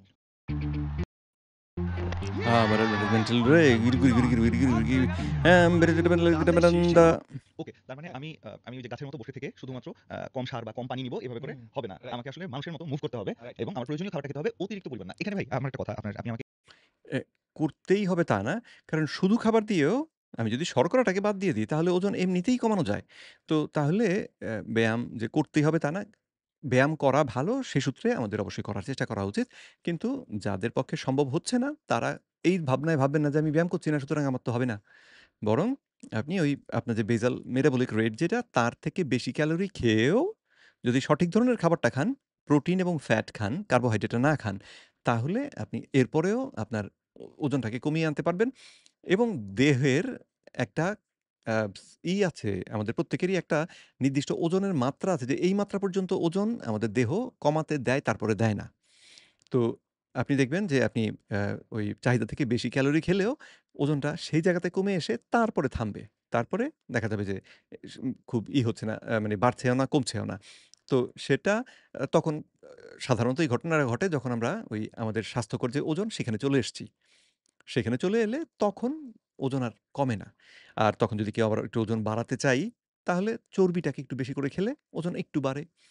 আবার একটু কমাতে চাই, চর্বিটাকে একটু কমিয়ে দিলে একটু কমে। এইভাবে করে তখন এটাকে ম্যানেজ করা যায়। এর আগেও একাধিকবার বলছেন সেটা হচ্ছে ভাই বডি হচ্ছে একটা আমানত। Right. As a Muslim you have to আপনার কোনো মানে এটা আমার জন্য লাক্সারি না, এটা আমার জন্য নফল না, এটা আমার জন্য বাধ্যতামূলক যে এই বডি আল্লাহ যিনি আমাকে দিয়েছেন, এই বডিটা এটা তো আসলে মালিক আল্লাহ। সো এই বডির হেফাজত করা, এই বডিটাকে দেখভাল করার দায়িত্ব আমার। রাইট। ভাই এই কনসেপ্টের উপর কেমনে কাজ করব? আমরা তো মানে বেসিক আর অনেক কিছুই মেইনটেইন করতে পারতেছি না। তার উপরে আসলে যে খাবারের কথা বলতেছিলেন যে সুন্নাহ ওয়েতে যদি খাবারটা খেতে পারতাম ট্রু, ট্রু। তাহলে সবকিছু হতো। ভাই আপনি একটু বলেন যে আসলে এই প্রপার ওয়েটাতে আমি চললে কি ঘটতে পারে আমার সাথে? আর আমি চাই এভাবে প্রপারলি চলতে, then what to do better? We are struggling. Islamic perspective থেকে যদি আমি বলি, আমাদের সবচেয়ে বড় গিফট হচ্ছে ২ টা জিনিস। এক হচ্ছে অবসর সময়, আরেক হচ্ছে সুস্বাস্থ্য। সবচেয়ে বড় নিয়ামত আল্লাহর তরফ থেকে দুনিয়াতে মানুষের। তো অবসর সময়টা অনেকে হয়তোবা বুঝে না, যারা ব্যস্ত মানুষ তারা বুঝে অ্যাকচুয়ালি যে সময়টা কত ইম্পোর্টেন্ট। হ্যাঁ, সময় পাওয়া যায় না খাবারের সময়, বিভিন্ন জিনিস মেইনটেইন করার জন্য যে টাইম ফ্যামিলি দেয়, টাইম ফ্যামিলি টাইম দেয়া, এগুলো মেইনটেইন করা অনেক ডিফিকাল্ট। আর হেলথ এর বিষয় যেটা যে হেলথ ভালো না থাকলে আল্টিমেটলি আপনি কোনো কাজই করতে পারবেন না। যে আমি যেটা বললাম যে অসুস্থ মানুষের ডিমান্ড শুধু একটা, যে ওদের সুস্থতা, ওদের আর কোনো চাহিদা নেই। এখন আমরা মসজিদে গিয়ে দেখি কি অনেক চেয়ারের লম্বা লাইন, ঠিক না? নামাজ পড়তে গেলে খুব বেশি বয়স না, 35 থেকে 40 এর ভিতরে সবাই দাঁড়িয়ে চেয়ারে বসে নামাজ পড়তেছে। এরা যদি একটা হেলথি লাইফস্টাইলের ভিতরে থাকতো, তাহলে হতো কি যাদের যে লোয়ার ব্যাক পেইন, নি পেইন এগুলো আসতোই না। ওরা ইন এজ 50, 60 তার যত নামাজ যখন দাঁড়িয়ে পড়তে পারতো। তো ইবাদতটা কি আরো অনেক বেশি কনসিয়াসলি করতে পারতো। এখন রুকু করতে গেলে ব্যাক পেইন, হ্যাঁ, ফোকাস চলে যাচ্ছে অন্যদিকে। হ্যাঁ, সিজদা করতে গেলে একদিকে অন্যদিকে, বা লম্বা সিজদাও দিতে পারে না। সো এই মানুষদের অনেক বেশি হচ্ছে আপনার হেলথের উপর ফোকাস করা দরকার ফর প্রোডাক্টিভ হওয়ার জন্য, মানে ইবাদত করার জন্য। পার্সোনাল লাইফেও হেলথ ভালো থাকা মানেই হচ্ছে আপনি অনেক বেশি এফোর্ট দিতে পারবেন। দিনের কাজে হোক বা ফ্যামিলির জন্য হোক, বিজনেসের জন্য হোক, যেকোনো কাজে আপনার এফোর্ট দেওয়ার জন্য আপনার বডিটা তো ইম্পোর্টেন্ট। ভাই বাংলাদেশে একটা জিনিস আমি দেখি। তো এই ক্ষেত্রে আমি যেটা বলব, যেহেতু মহানবী সাল্লাল্লাহু আলাইহি ওয়াসাল্লামের সুন্নতের কথা বললেন এখানে সাজ্জাদ ভাই। মহানবী সাল্লাল্লাহু আলাইহি ওয়াসাল্লাম আমাদেরকে যেই কৌশলগুলি দেখিয়ে দিয়ে গিয়েছেন সেই কৌশলগুলি অনুসরণ করতে হবে। তাহলে ওজন এমনিতেই কমে যাবে। সপ্তাহে ২ দিন রোজা রাখা, সোমবার, বৃহস্পতিবার যে রোজা রাখার কৌশল মহানবী সাল্লাল্লাহু আলাইহি ওয়াসাল্লাম আমাদেরকে দেখিয়ে দিয়েছেন, সেটা করুন। সেটা করলে আপনি তো সারাদিনই কিছুই খাচ্ছেন না।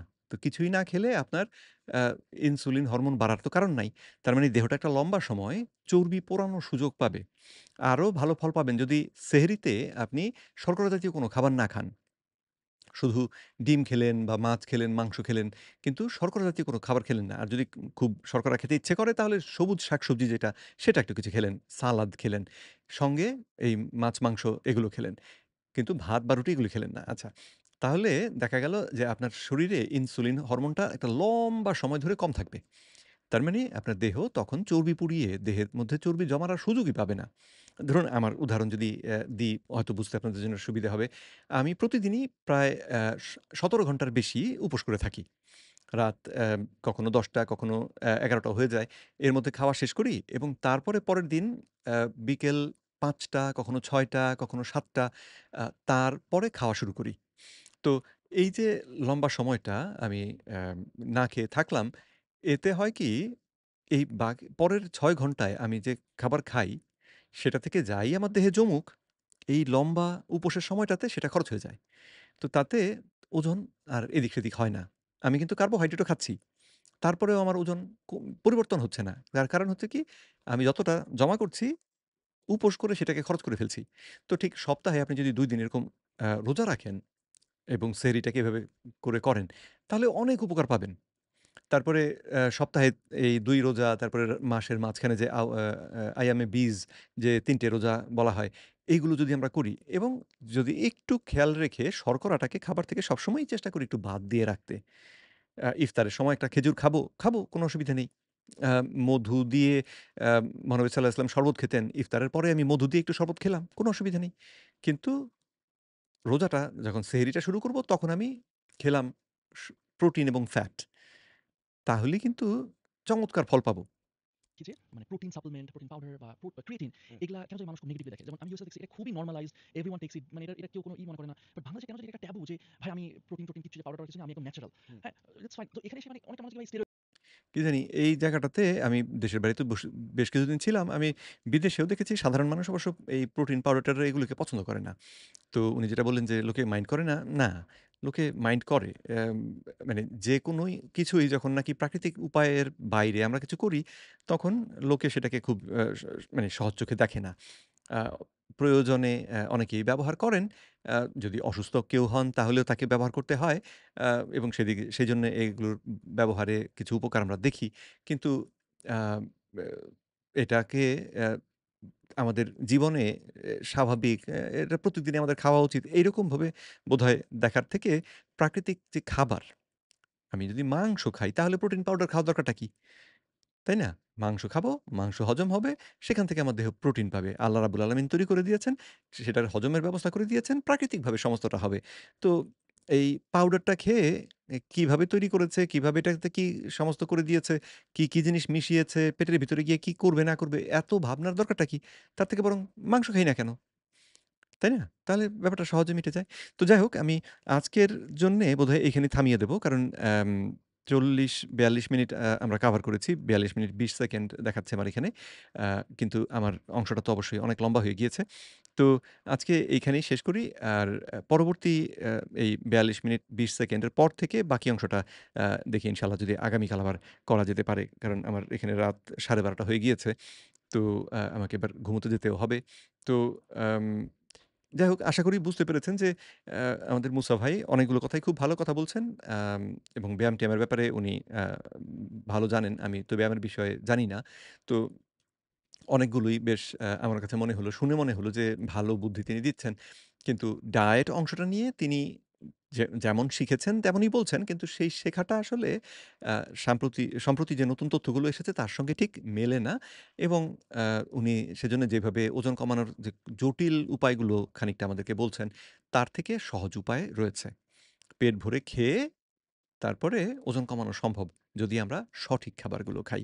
তো সেই দিকটাকে আপনারা ফোকাস করবেন। যাদের ওজন কমানোর দরকার ওই দিকটাতে যদি ফোকাস করতে পারেন, তাহলে ওজন কমিয়ে নিয়ে তারপরে ব্যায়াম করবেন। ব্যায়াম করাটা খুব ভালো এবং সকলেরই আমাদের ব্যায়াম করা উচিত। আমি যদিও এখনো করি না ফাঁকিবাজি।